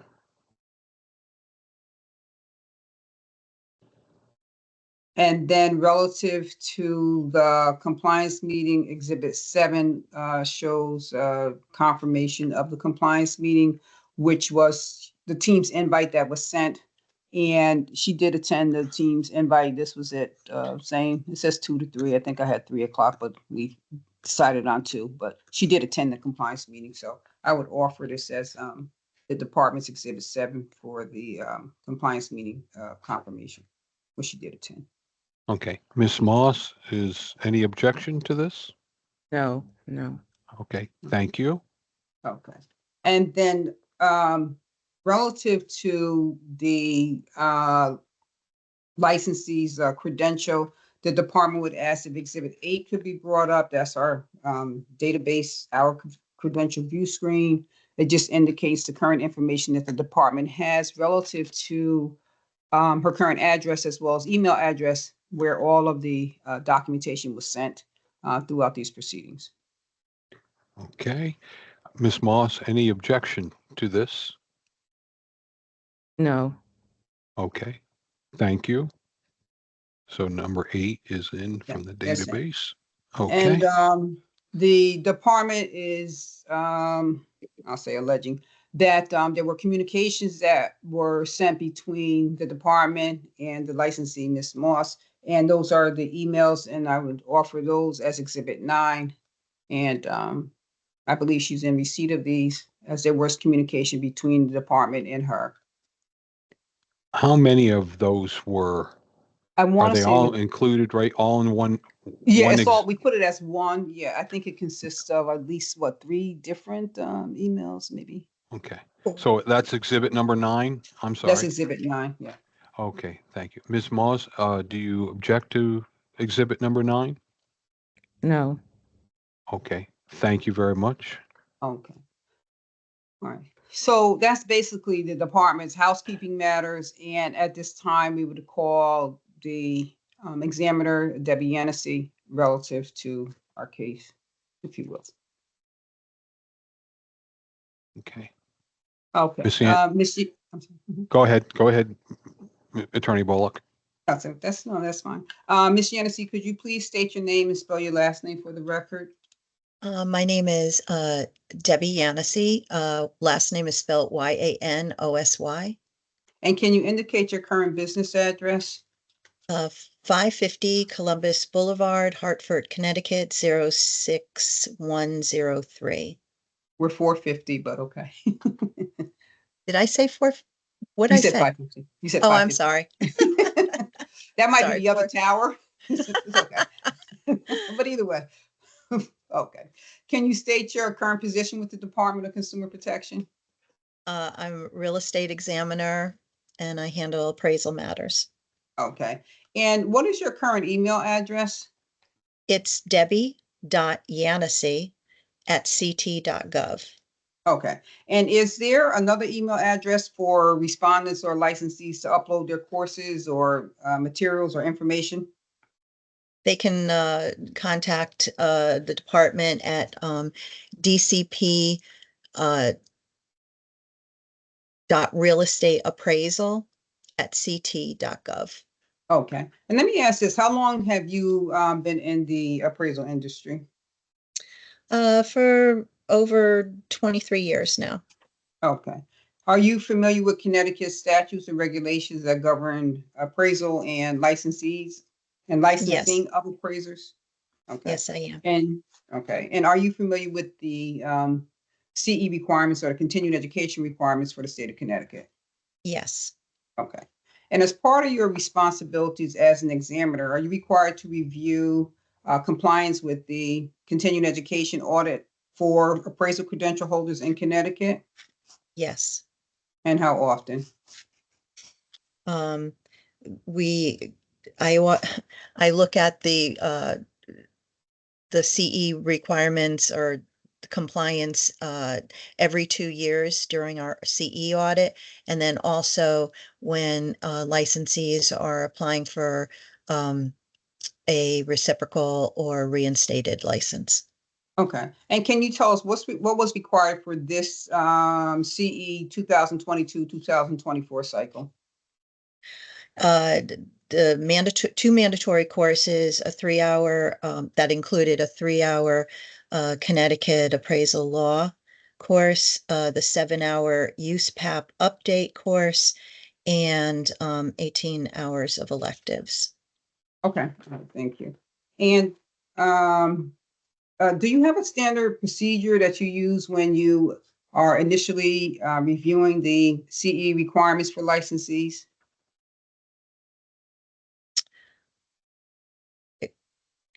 Explain. Can you Do you have rephrase a that? standard procedure? What is your procedure for reviewing CE requirements? Oh, I print them out. I look at them and I make sure that the courses are in fact valid and add up the hours and make sure that the mandatory courses were part of the package. Okay. And is there an appropriate time frame or hours that are completed that's a part of your review process?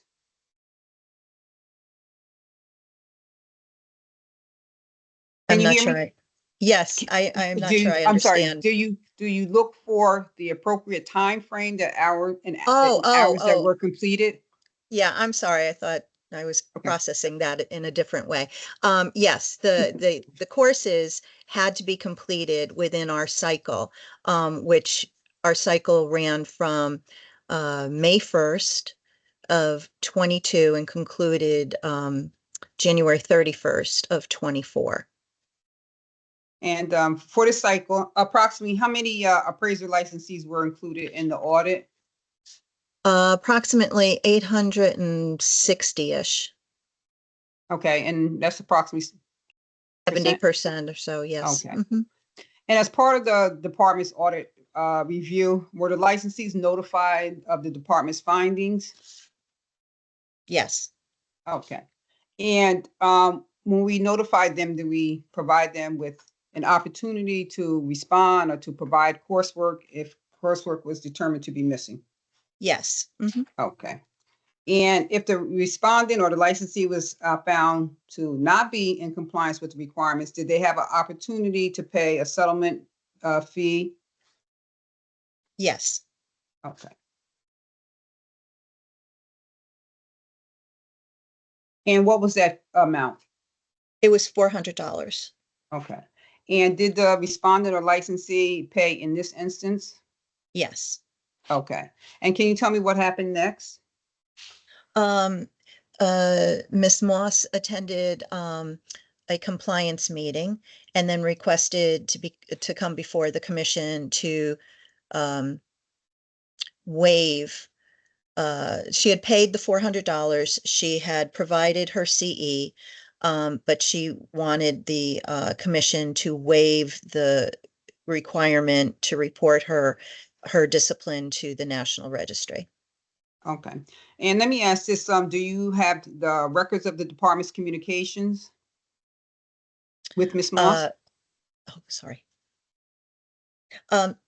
Did you ask me or Ms. Moss? No, I'm asking, I can't ask her yet. I have to finish with Oh, you. okay. I'm asking you. I don't know. I'm I asking think you. it's skipping. I'm sorry. I think it's Oh, is skipping it? here. You can't hear? I didn't hear a full sentence. I'm sorry. Oh, okay. Yes, You I know what? Hold do. on. Let And me, hold on once.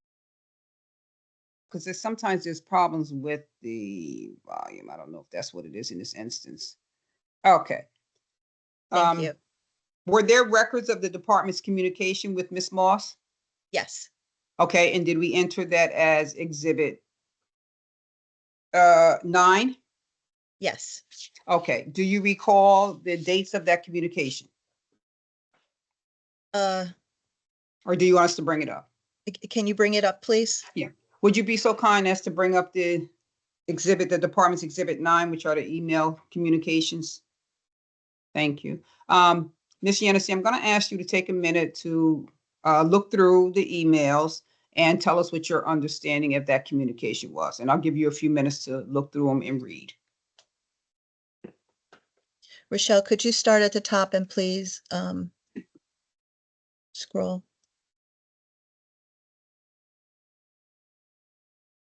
So yes, to answer your question, there was communication, and the last communication was the day before the compliance meeting, which confirmed the compliance meeting. So that would have been May 1st, 2025, confirming the compliance meeting for the next day at 2 p.m. Okay. And prior to that, there had been something that was sent on April 17th. Is that correct? Yes. Okay. And can you tell us what the nature of that complaint was? I'm not complaint. I'm sorry. The nature of that email was. I'm sorry. I was communicating that the invoice for the fine was in her file, and I gave Miss Moss instruction along with a little screenshot of how to access once she logged into e-license, her account in e-license, how to access the area that she needed to pay her fee with her credit card. Okay. And was there prior communication? I think there was one more. Is there one more? Yes. It was on April 16th, and that was my notification to Miss Moss that her credential was selected for review as part of the federal audit conducted by the ASC, the Appraisal Subcommittee. And upon reviewing her documents, we noted that she had completed the 3-hour Connecticut Appraisal Law course on May 30th of 2024, which was after April 24th, 2024 deadline.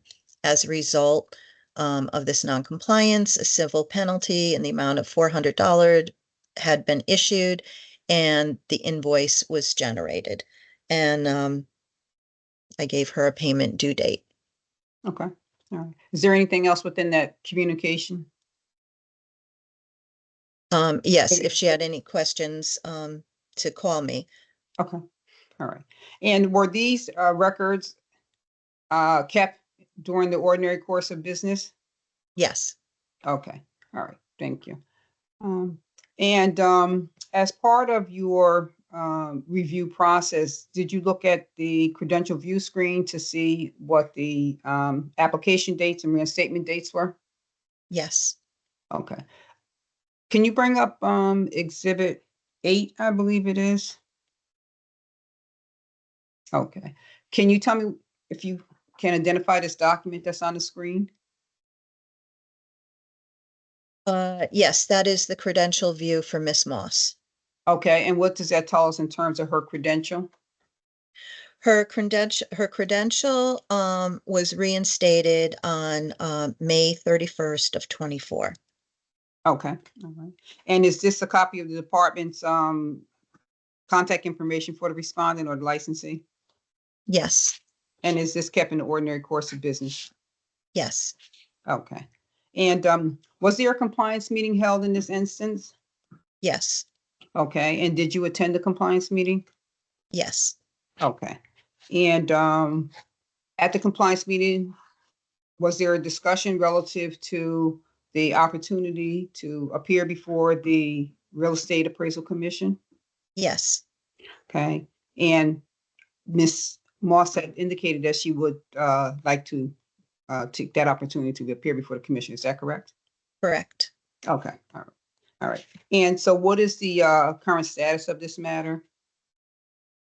The current status is that Ms. Moss has paid the $400 fee, or fine rather, sorry. And all of her Fee. CE. It's a fee. It's a fee. Okay. Fee. And all of her CE for the 22 to 24 cycle has been completed. And that one course, the Connecticut 3-hour Connecticut appraisal law course, was the course that was completed outside of the time frame for compliance. Okay. And can I ask, what is the respondents or licensees' prior CE audit history? She has no history for late CE or any other history for discipline noted in our files. Okay. And as at the compliance meeting, did she make the request to come before the commission? Yes, she did. Okay. And that's what brings us here today. Correct. Okay. Is there anything else for the commission for their consideration? No. Okay, that's fine. At this time, the department does not have any further evidence or further questions of this witness. Ms. Moss, you can ask Ms. Yancey questions if you like. If not, then you can make your case before the commission. Thank you very much, Attorney Bullock and Ms. Yancey, and the commission. I appreciate having the time to speak with you. As I indicated in the compliance meeting on May 2nd, I've been a licensed certified general appraiser for almost 30 years now. My primary state is Massachusetts, and I'm licensed in a dozen other states. And on May 30th in 2024, I emailed Ms. Debbie, I'm sorry, I'm having a problem pronouncing her last name, about my late renewal reinstatement due to a family matter. My mom, elderly mom, has cancer, and as a result, there was a delay in me renewing my license during 2024. And it was at that time that there was the discussion about the 3-hour class, and I immediately took it. And I spoke to Debbie about the changing the deadlines that were changed, and I realized that it was an oversight on my part, and I immediately paid the fee when I was notified. But I have, again, I think 12 licenses. I have no disciplinary issues at all during the time that I've been licensed, and I'm requesting a waiver regarding this issue. And I just want to say, not to interrupt, but I just want to say that I did explain that the department does not have the ability to do the waiver under extenuating circumstances or hardship. So that is the reason why we told her to come before the commission to, express her case, if you will. Okay. Very good. Ms. Moss, I didn't want, before we open up to members of the commission, is there anything else more you want to say? No, again, my license has been, as Debbie indicated, I've been licensed in Connecticut since 2017. During that time, I've never had any disciplinary issues. And this is, an isolated incident. It's never happened with any of my licenses before. And again, it was a difficult family time at that time, and it was an oversight. And I'm just, requesting a waiver due to the hardship. And again, I've already paid the fee recognizing that it was an oversight on my part. Okay, very good. At this time, I will open it up for members of the commission who may have questions for you. Okay, so members of the commission, does anybody have any questions for Ms. Moss? Or for Attorney Bullock? Or Ms. Yancey? John, any questions? You're on mute. I'm sorry. Yeah, the only question I have is, I can't recall what we've done in the past in these situations with the waiving of the fee. Has it been precedent that we waive the fee? Has it been precedent that we don't waive the fee?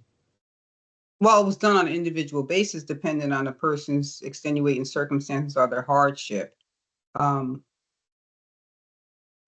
Are we, that's very good. I'm going to take John's question, Ed. Are we being asked to waive the fee, or are we being asked to not report it to the registry?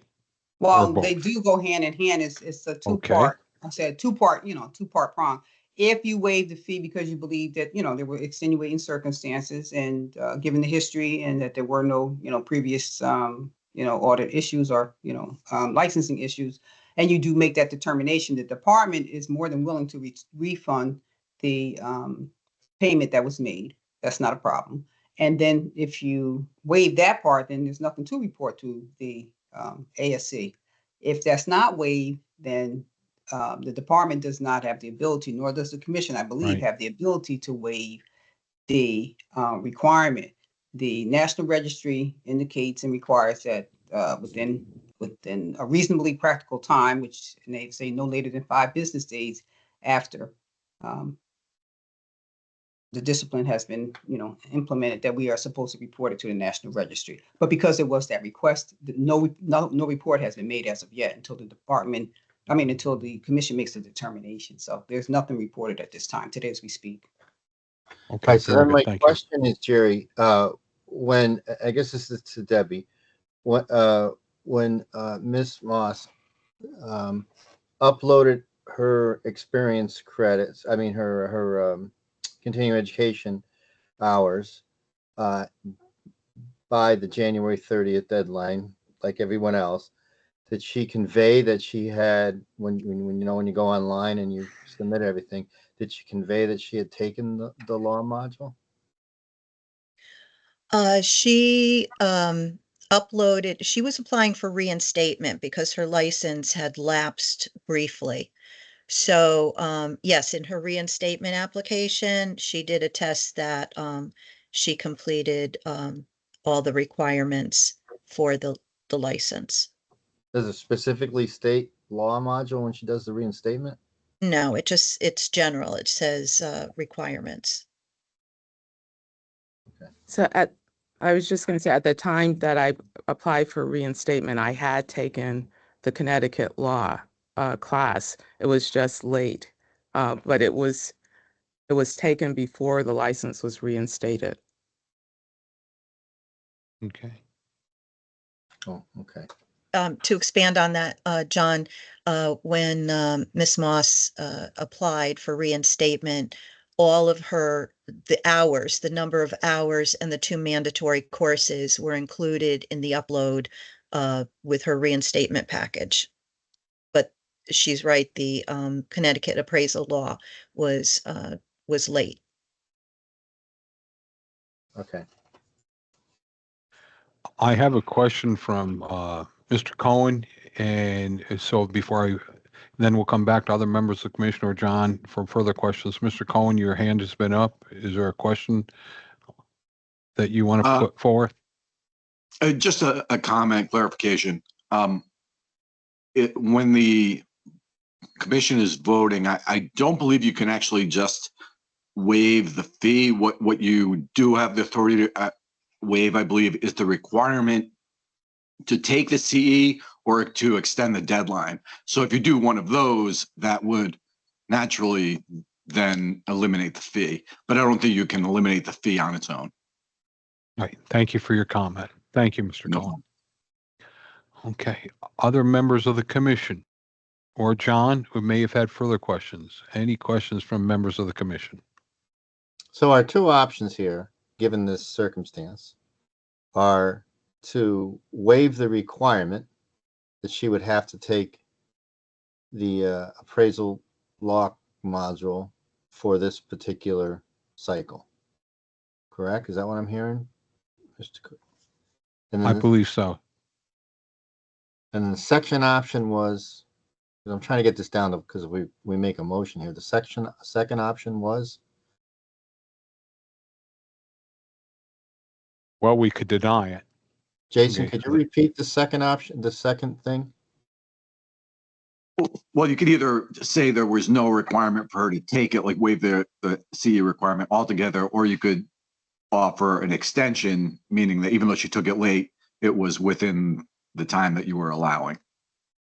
Oh. So I make a motion that we offer a, what does she need? Would it be a 30-day extension? Deb? No? Let me ask, John, if I'm trying to think, not only in this case, but so this is going to set precedent going down the road. Yeah. This was to be done, we're talking 2024, correct? Correct. Okay. So we're now in May of 2025, and we're going to we can do this retroactively, is what we're trying to do? Or do we just want to waive it on this particular case so it leaves open? It's a case by case by case basis in the event down the road we have something and then someone says, well, you in May of 2025, you granted it. Why can't it be granted to me for whatever their circumstances are? That's why I'm just trying to think down the road. I think this is specific to this case is Mrs. Moss's personal situation. I agree. I just want us to keep, that in mind. I'm trying to think not only for this, but make sure we're being consistent. And since we haven't had, this before us in my memory, but also not handcuffing for someone who could take this in another direction down the road. That's why I'm just bringing that up. So let me reword this. I make a motion that we make a 30-day retrospective extension because of Mrs. Moss's, is it Miss Moss or Miss Moss, specific circumstance regarding the law module. Okay. We have a motion on the floor. Is there a second to the motion? I'll second. Okay. Commissioner Moore has made a second to the motion. Now discussion. Members, I'm go afraid ahead, of Sean. precedents. That's that's we're really opening up a can of badger. So I'm worried about that. Okay. Shawnee, you're in the first few words, what you started came over garbled. Could you repeat that so we hear it all the way through? I'm just worried we're going to set some precedents. Okay. Okay. Jennifer, Maria, Norris, comments, Bob, Yeah, comments? I just had a question for Debbie. If you could just confirm that Ms. Moss did communicate with you at the time she was having the family issue. She said that she had done that. She verbally, she didn't put anything in writing, but verbally she just said that it's been a busy time with her family. She never mentioned that there was an illness with her mother until the compliance meeting. But I would like to say that in the past, and as far as precedents go, we do have to be concerned with that because in the past, when somebody has had a health issue, you've waived the fee. And by mere fact of waiving the fee, that means that we don't report to the ASC for discipline. And then also, per the policy statements, the ASC policy statement number four, paragraph C for continuing education reinstatement applications, it states specifically that The states must verify that the applicant has successfully completed all continuing education consistent with AQB criteria for reinstatement for the appraiser credentials sought. So, based on what the commission has provided for past licensees in a similar situation, they have waived the fee, and then that way there's no reporting to the ASC for discipline. So what you're inferring is then kind of going what Shauna had just mentioned, and Shauna, I'm not putting words in your mouth, this would then not open up a precedent down the road. Shauna, that's your concern? I'm not trying to put I'm words in your also mouth. worried, there's a retrospective, we're talking last year, we haven't had anything like that, so. But Deb, you're Bob? saying there already is a precedent. Is that correct? No. There's not a precedent that when licensees find themselves in an adverse situation where it comes to completing their CE late, based on, if there's an illness for themselves or for a loved one or any of that nature, they come before the commission and they ask for a waiver. Typically during the CE process, the CE audit, we see these waiver requests coming up. But since this was a reinstatement, this is late. During this past CE audit renewal time, there were quite a few that had completed their CE late into May of 2024. These were typically licensees that were from other states, and this was, and it's always this, it seems like it's this course that they forget about. And in those cases, if there was a viable reason, then the commission waived the fine, the $400 fine. And then there was no reporting to the ASC. However, there's what the policy statement says from the ASC policy statements, they must complete their CE, their required CE. You can't waive. From what this says, you cannot waive a course. Okay.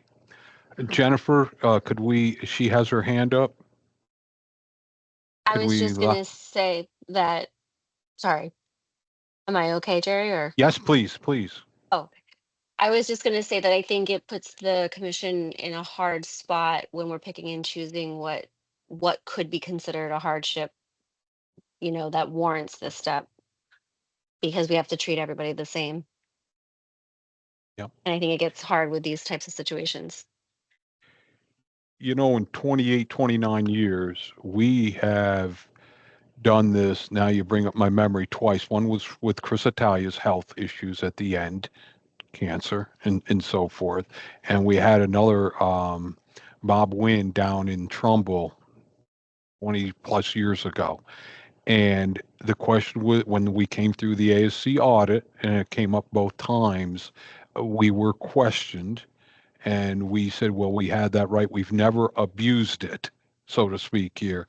And it never, and correct me if I'm wrong, Vicki and Debbie, going back in the archives, it was never mentioned in their final reports. The question came up. This is how we handled it, given the circumstances there, and that it ended right there. But this body has, again, I'm doing this off of memory here. Only twice have we done something like this in 29 years. So that is, just for backstory. But it was a little different here, and I hear, I'm concerned about opening up a box. It sounds like that. Well, we have a motion on the floor right now. Okay, we'll take care. Bob, your hand is up again. Bob, you're on mute. No, I'm okay. That must be a leftover, that little hand there. Okay, very good. I got Mr. Chairman. Yes, sir.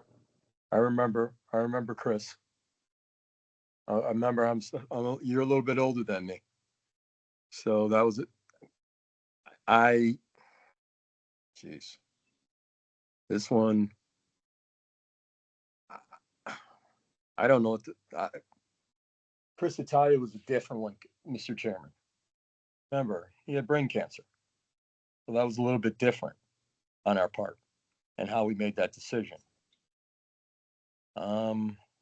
Miss Moss, I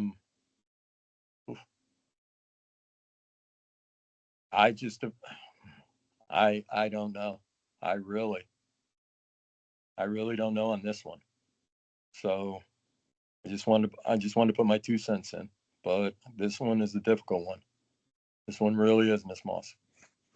Let me just say, if I may, because I don't want to cloud the issue or whatever, but I will say this. In our most recent audit, where people had made a request to come before the board for extenuating circumstances, medical hardships, I don't want to say names. I'll just say the last name. I do remember a green law coming before us. I remember the audit before that. There was a woman who was in Florida who had health issues. In each of those instances, the commission did allow extenuating circumstances to be the basis. In this particular situation, I mean, I only present the case because a person made a request, but I will say this. Because of the fact that the effort was made to correct the situation, if you will, within a reasonable amount of time, it wasn't, 6 months, it wasn't, 90 days, within 30 days of when it was supposed to be done, it was done.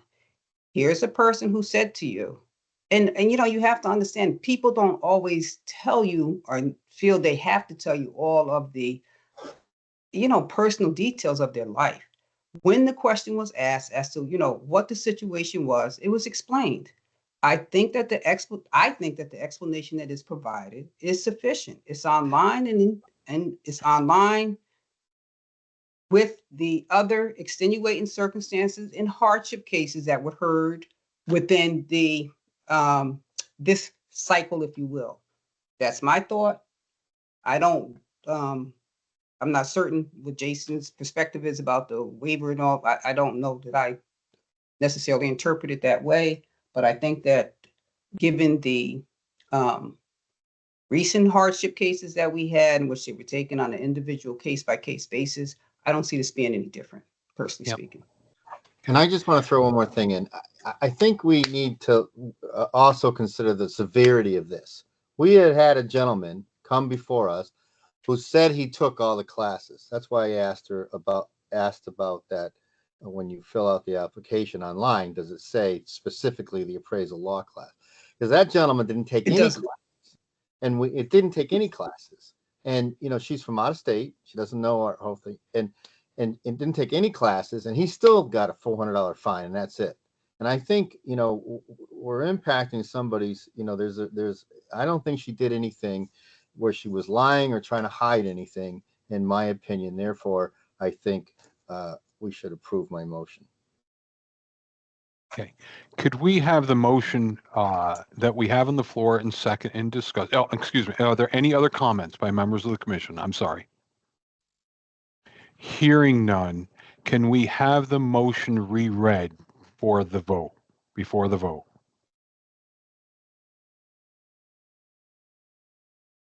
Michelle, are we able to do so? Yep, sorry.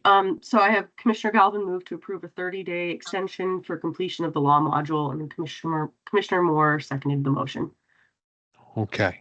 Retrospective. We have to say retrospective, don't we? I said retrospective.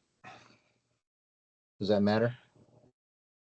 I added that in. Okay. So Commissioner Galvin moved to approve a retrospective 30-day extension for completion of the law module. Commissioner Moore seconded the motion. John, why? Let me ask this question, and I may be missing something, okay? I think we're on the same page. Is it better to say, I don't want to open up something down the door like Shauna had brought up and Jen as well. I think everyone, do we just, maybe we say no on the motion per se, and then we just make a simple motion and simply due to special circumstances, we waive the fine. And therefore, everything ends right there. We don't open up any potential other doors down the road. Well, the reason why I And that- made the motion was because Jason said that we can't just waive the fine. So therefore, we have to give an extension, and by automatically giving an extension, there's no fine. Well, we've waived the fine in the past. Okay? We have done that under special circumstances in the past. Okay? In the Chris Italia situation, I hear you with the Chris Italia case. Oh, I shouldn't get into names. There have been two cases in the past, and they just have to be, for whatever reason. So we have that ability, and we've been told that we have that ability, but we've never abused it. And I think, that's where. So anyway, I think giving an extension is, waiving a fine is waiving a fine. Why is this person fined and not that person fined? But giving an extension because of an extenuating circumstance, I think is more specific to the individual case than opening up a can of worms. All right. I just bring that up. All right. Any other comments amongst commission members? Okay. Hearing none, I'm going to call to a vote here for the motion on the floor. Is Debbie's hand raised? I'm not sure. Yes, my hand is raised. I just wanted to say, if you waive the fee, if you waive the fine or the fee, like you have in other, for other licensees in a similar situation, then there is no need for the report to the ASC. It doesn't matter if you waive the fine, then it doesn't matter that she took the course 30 days late. She's being fined because she took the course for 30 days late. If you waive the fine, she still has completed the course, which is in compliance with the policy statements, and we don't have to report her to the ASC National Registry. So it's all about the fine. She's already paid the fine. We can put, if it's approved, we can ask the business office to refund her, which we have done in this cycle for others. That's all I need to say. All right, so Jason's got me confused because what I heard Jason say, maybe I heard him wrong, but I heard Jason say is that we can't waive the fee. We can only grant an extension. Is that right or is that wrong? Or that's incorrect. You have the policy statements. You each have the policy statements. It's policy statement 4, section C. It says right there in reinstatement applications, the state must verify the applicant successfully completed all continuing education consistent with AQB criteria for reinstatement of the appraisal credentials sought. As in the past, in this CE cycle, for the 2024 CE cycle,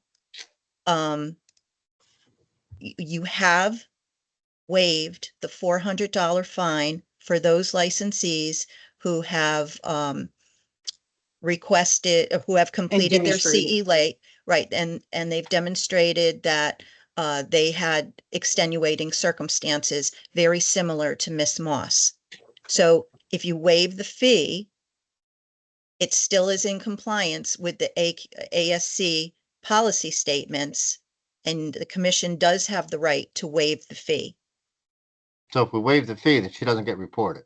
She does not get reported. All right, so do I need to reinstate my motion? Can I reinstate my motion to say that, so I just say we waive the fee? Or can I just, we don't have to give an extension then? No extension. Then I make a motion that we waive the fee Second. per the information I've been told. Second.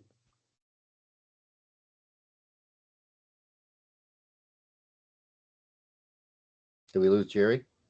I'm not sure what Jerry's there. He's just on mute. He might be in a phone call or something. Yeah, there he is. Okay, he's back. All right, Jerry, so we just made a new motion to waive the fee and Nora seconded it. Jerry? Got a nice tie. Well, he might be going to another computer. We'll just wait a minute.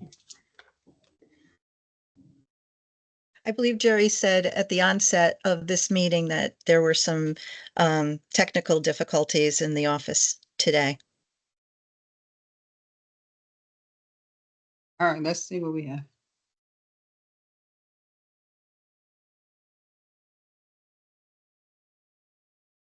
Oh, here comes the IT department. Dun, dun, dun, dun, dun, He's dun. on mute now, so. Rochelle, does he have the number to call in? Perhaps he can dial in. It was on the agenda, but I could resend it if we need to. Yes, please. If Put you in could the chat. email. Yeah.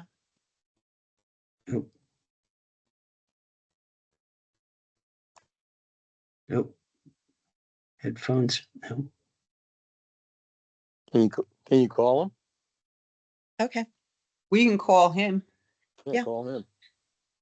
I'll call him. You can put the number in here. I don't know his number, but you can invite somebody or dial a number right in the, right here. Oh, yeah. Yeah. Rochelle, can you do that? I don't want to hang up on somebody else. Please.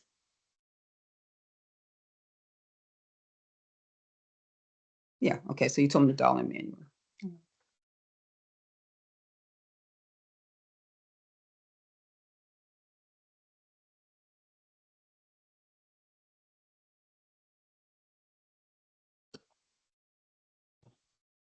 Can you hear me?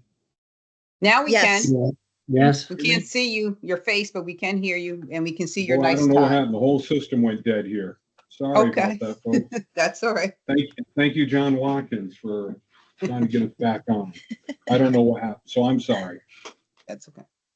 Left it as I made a motion just to waive the fee and Nora seconded it. And then you fell out. Fine. Any other comments? I'm sorry, folks. Being that, so that's the motion we have. Did we rescinded did you vote on the previous motion? No, we rescinded it. Rescinded it. Fine. Okay. Therefore, we have a motion on the floor to just waive it. Am I correct on that? Okay. Any other comments? Hearing none. Ayes? Aye. Aye. Nays? Abstentions? That's where we are. Thank you. And my apologies. Lord knows what has happened here. Okay. Thank you. Okay, Is so Ms. what- Moss still with us? Yes, she Yes, is. you. I am. Okay, I don't see, my screen is like I'm looking into Never Never Land. Okay, and it The ain't a black hole. just to let you know. Okay, so okay, okay. Any other things to address? No, the only thing Attorney that I will Bullock? say, is that in terms of the next steps, the department will notify the business office, ask that the check be refunded or returned. And that's it. Thank you for your time. Okay. Okay, thank you all for hearing my my issue, and I appreciate it. And if you all, I hope you all have a good rest of your week. And Thank you. this is definitely a load off my shoulders for sure. Good. All I would right. just like to, before you hop off, Thank you, Ms. Moss. I just wanted to mention that to make a note for yourself, because we do I have a know. new CE cycle coming due on Oh, January yeah. 31st, Right. that late Yeah. Connecticut law. I'm just nervous because of the date, and Right. you need to make sure that you don't include that again, because I'll that probably will do it create this another weekend, problem. Debbie. Okay, all right. All right. Thank you All all right. very much. Okay, Bye. thank you. Have a Thank great you. day. Yeah. Mhm. Be All well. right, bye-bye. Thank you. Bye-bye. Thank you. Are there any other matters to come before us? Hearing none, can I have a motion to adjourn? Motion to A adjourn. motion to adjourn? I'll make a motion to adjourn. Commissioner Moore, adjourn. I'll second. I'll second. That's Jen, second. Ayes, Aye. nays, abstentions. Okay. Everyone have a good month. Begin to kick off summer with Memorial Day weekend and what have you. Nothing but the very best. And we meet in person in June, correct? So Jerry, I just want to make one comment. I'm not very happy that we're allowing people to go through the commission just because they've been here many times. That's not why I joined this commission. So I'm seriously considering resigning because it's just very frustrating to think that somebody doesn't give us good work, but they've been here a couple of times, so we're just going to let them through. So, I've been on the wrong side of a vote many times. I get that, but just to allow because he's been there, it's not good enough for me. So very disappointed with you, a group, to allow him to go through today. It's very sad. Hopefully, I came in this profession to make sure everybody does a good job and not to allow. I see bad appraisals all the time. Bob, you weren't even happy with it, but you voted to allow him through. This guy it was a special request. That report should have been perfect. It's not. It's very sad to me. Very sad. I voted to let him go through because of the point that Jerry raised, that if he had the information in his work file, that was acceptable, an acceptable defense. And he was clearly looking at his work file and reading from it in defense of what he did. I agree his reports were certainly not the best and need work, but these were hand-picked samples, hand-picked. Yeah, I could not, you still have to do a good report. And he didn't really explain himself. I mean, to say that one comp, he didn't take the one split that's almost the same size, that has 4 bedrooms, that's very comparable, but he could have added it as a 4th comp just to help support the market. He really didn't support the market. He didn't have very few adjustments because he picked them. The picture quality was horrible. Everything, it was just horrible reports. And just because he was here 4 times or whatever it was, it's just ridiculous to me. It's just ridiculous. I mean, like I said, I didn't get into this on this commission just to allow people to go through. I see bad appraisals, and I think it's a horrible thing for our industry. And if we're just going to let people go, let everybody can have a trophy then. Why not? I mean, I didn't participate for the second person. She had issues, but we're just going to let everybody go through. Why not? I'll just let everybody go through. I don't get it. It's very sad to me. And John, you're a commercial guy. Whenever there's a commercial problem, you're all about it. But when it's residential, you're all about letting them through. So no, wait a minute. I'm very disappointed. I made that motion because if you heard what I said, why don't we make a motion? If he doesn't pass, then we'll take it to the next step. I understand. But you made the motion to allow him to go through. At the end of the day, and I figured I made the motion. I got to vote yes. I thought you guys were going to vote no. I thought Norris and I were going to be the only ones, and I thought everybody's going to vote no. I really thought that's how it was. You could have still voted no, but I don't know. I'll think about it. I'm just telling you, I already I already emailed Debbie. I'm very, very sad that was the reason why we let him through. If he had great work product, hey, how many people have come in front of us? It was terrible. And the next time they came around, had much better work. Happens a lot. And I'm usually the one that supports that. But again, I just think it's really sad for this industry that we're just going to let people go through. That's what I feel. Just expressing myself. Okay. Duly noted. Okay. Any other comments or thoughts by anyone? Okay. Have a good month, everyone. Take care. Take care. Thank you. Thank you, everyone. All right. Thank you all. Bye-bye. Bye-bye.